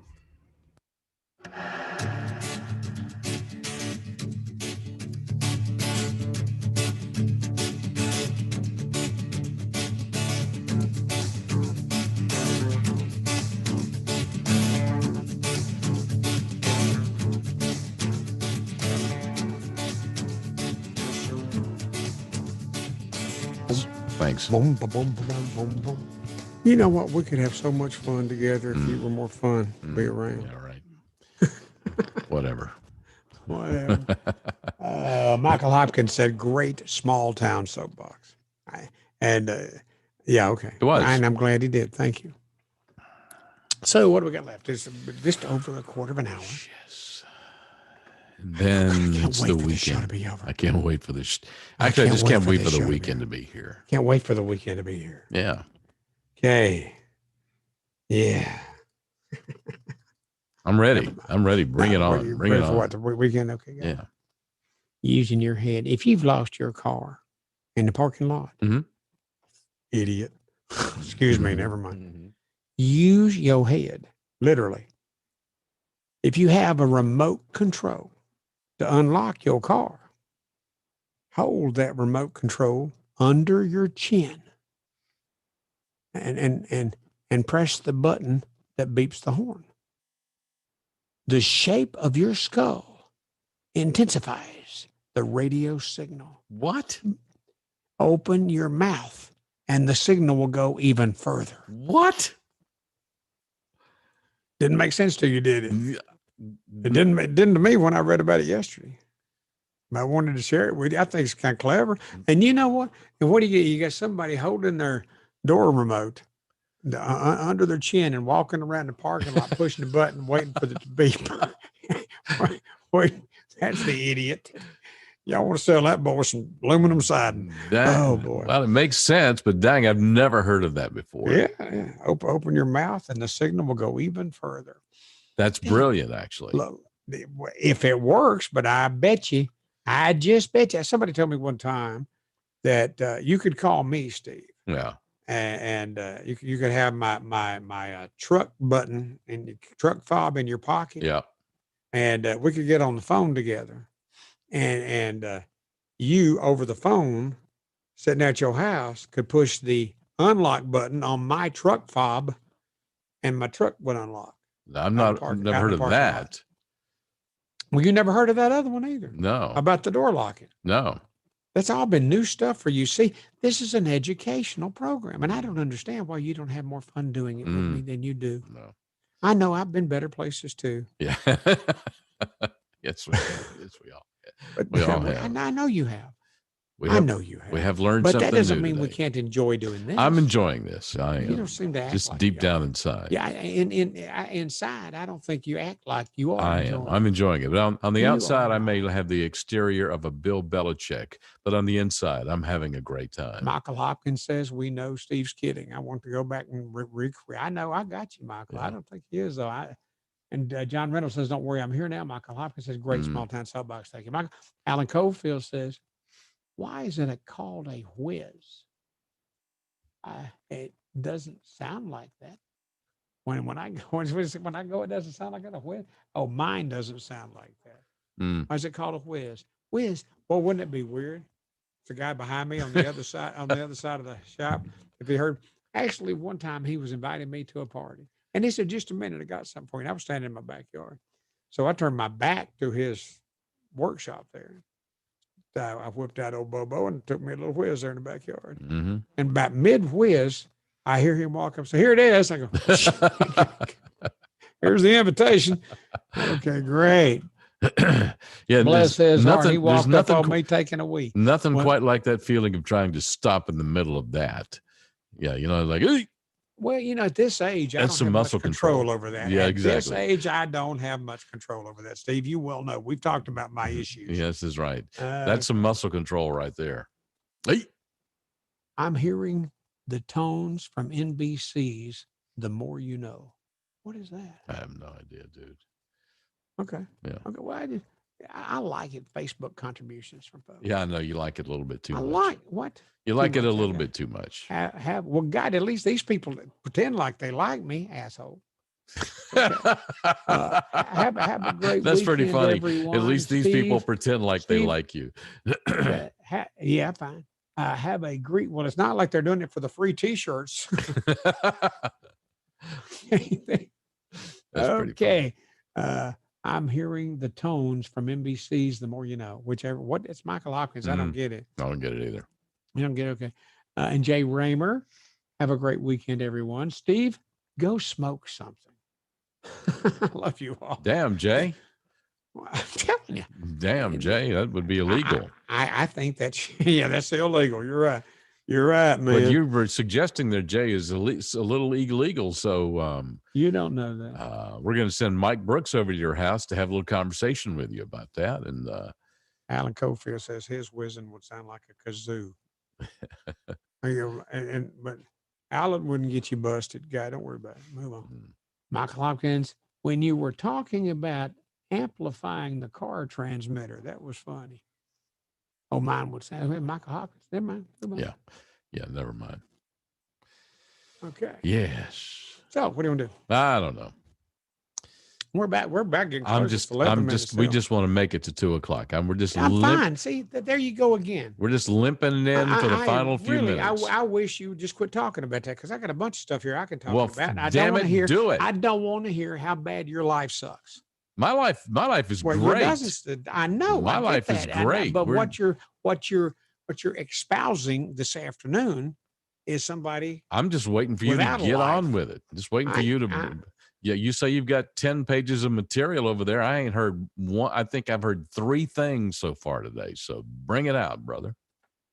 I could go back and read the things that we've taught, that we've covered. It's been wonderful. It's been wonderful.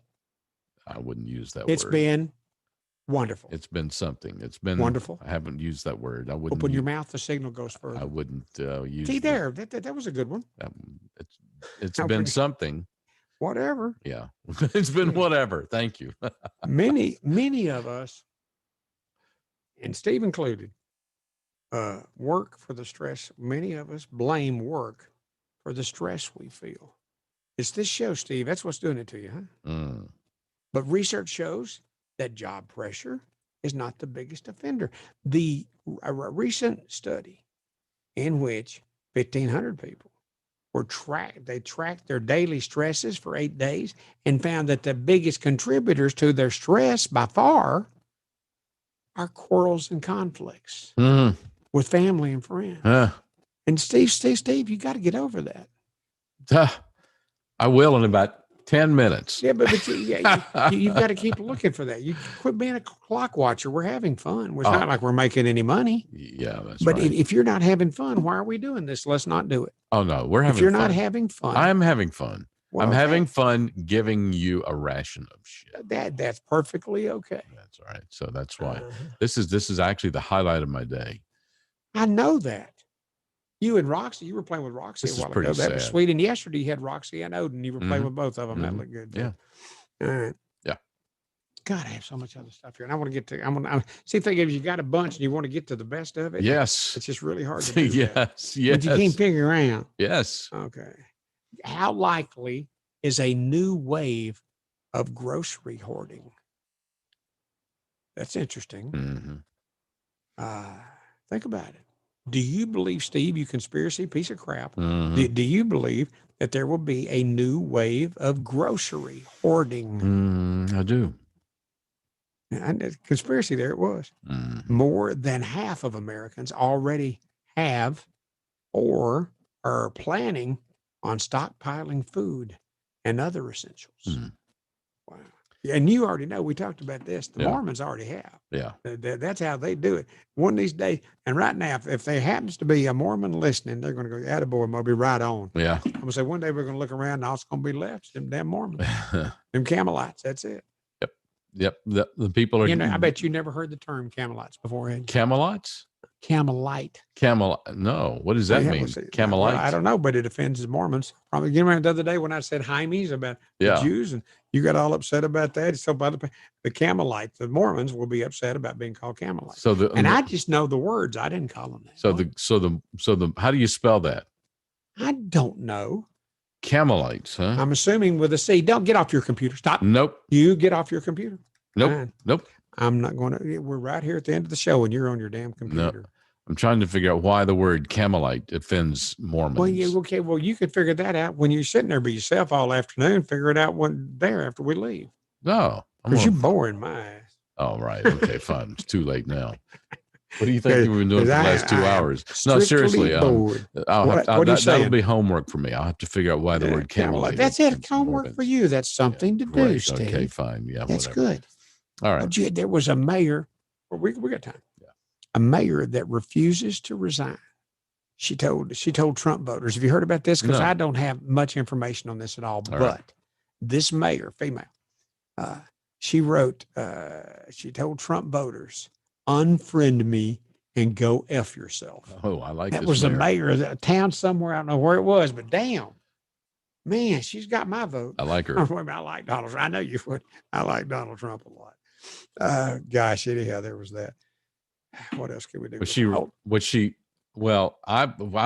town. I want to go move there. I know, but I don't know. But it is a mayor, and she won't resign because she told Trump voters to unfriend me and go after yourself. Oh, wait, she told Trump voters to unfriend her. Oh, the hell with her then. Oh, yeah, right. Hell with her. Yeah, that's it. But dang, and that's a mayor telling the people that voted for the current sitting president to unfriend her and go F yourself.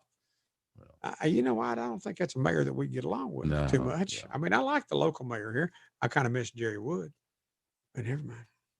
There's a Texas brewery that has released beer made with buffalo sauce. Yummy. You're supposed to pair it with wings, I think. I don't know what your plans are for the weekend, but that makes sense. A Texas brewery. What did Texas had a beer. I can't remember what it was. Not Lone Star, but it'll come to me. It doesn't matter, but it wasn't very good. But as a Texan, you were supposed to pretend like you liked it. I didn't like it at all. Texas brewery. And Texas does a lot of stuff great, but not making beer. I never have seen an example of that yet. There's a woman, Steve. I know you're single. Yeah. She's 93 years old. All right, then. Yeah, probably very experienced, but I'd like to. Okay. Have you make her the little girl she used to be? So, never mind. I just got to look.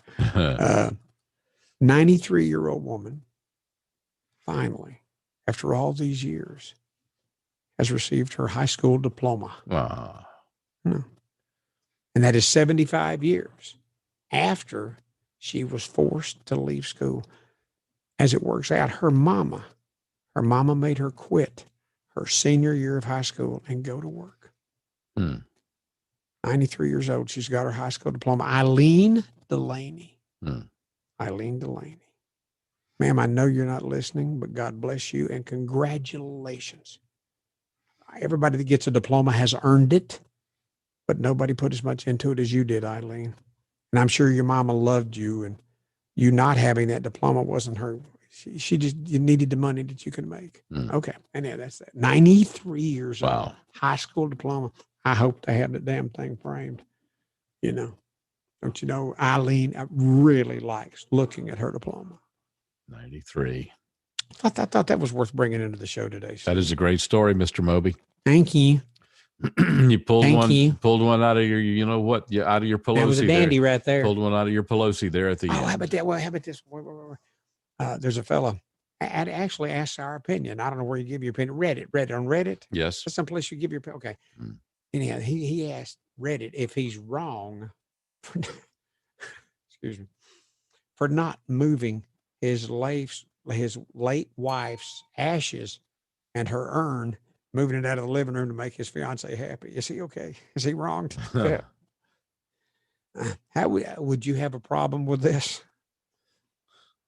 And should she have a problem with this?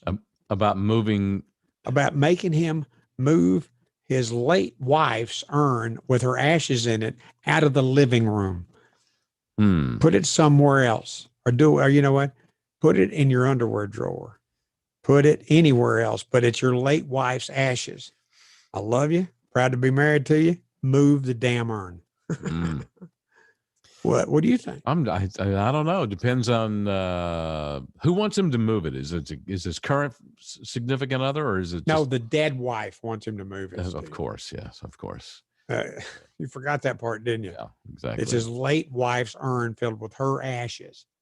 They're in his living room. Right. The current wife wants him to move the damn urn. Current wife wants him to move. Well, I would say listen to the current wife. I'd say go with the current wife. If you ever want to get laid again, dig your wife up and kiss her. Current wife rules the house. Really? Current wife rules the house. Move. No, not my house. Move the old wife my foot out. Down around here, it is absolutely ignored. Move the old wife out. New wife rules. New wife in. And now that's the end of that because we're done. We got to be out by 59. We got to be out by 59. I think you're early. No, we got to be done by now. So listen, thanks, man. Well, you were tough today. Yeah, well. I mean, you were, and there are people listening right now, and you've got a couple minutes. Go ahead and on Facebook post. Don't you agree? Steve was rough today. Oh no.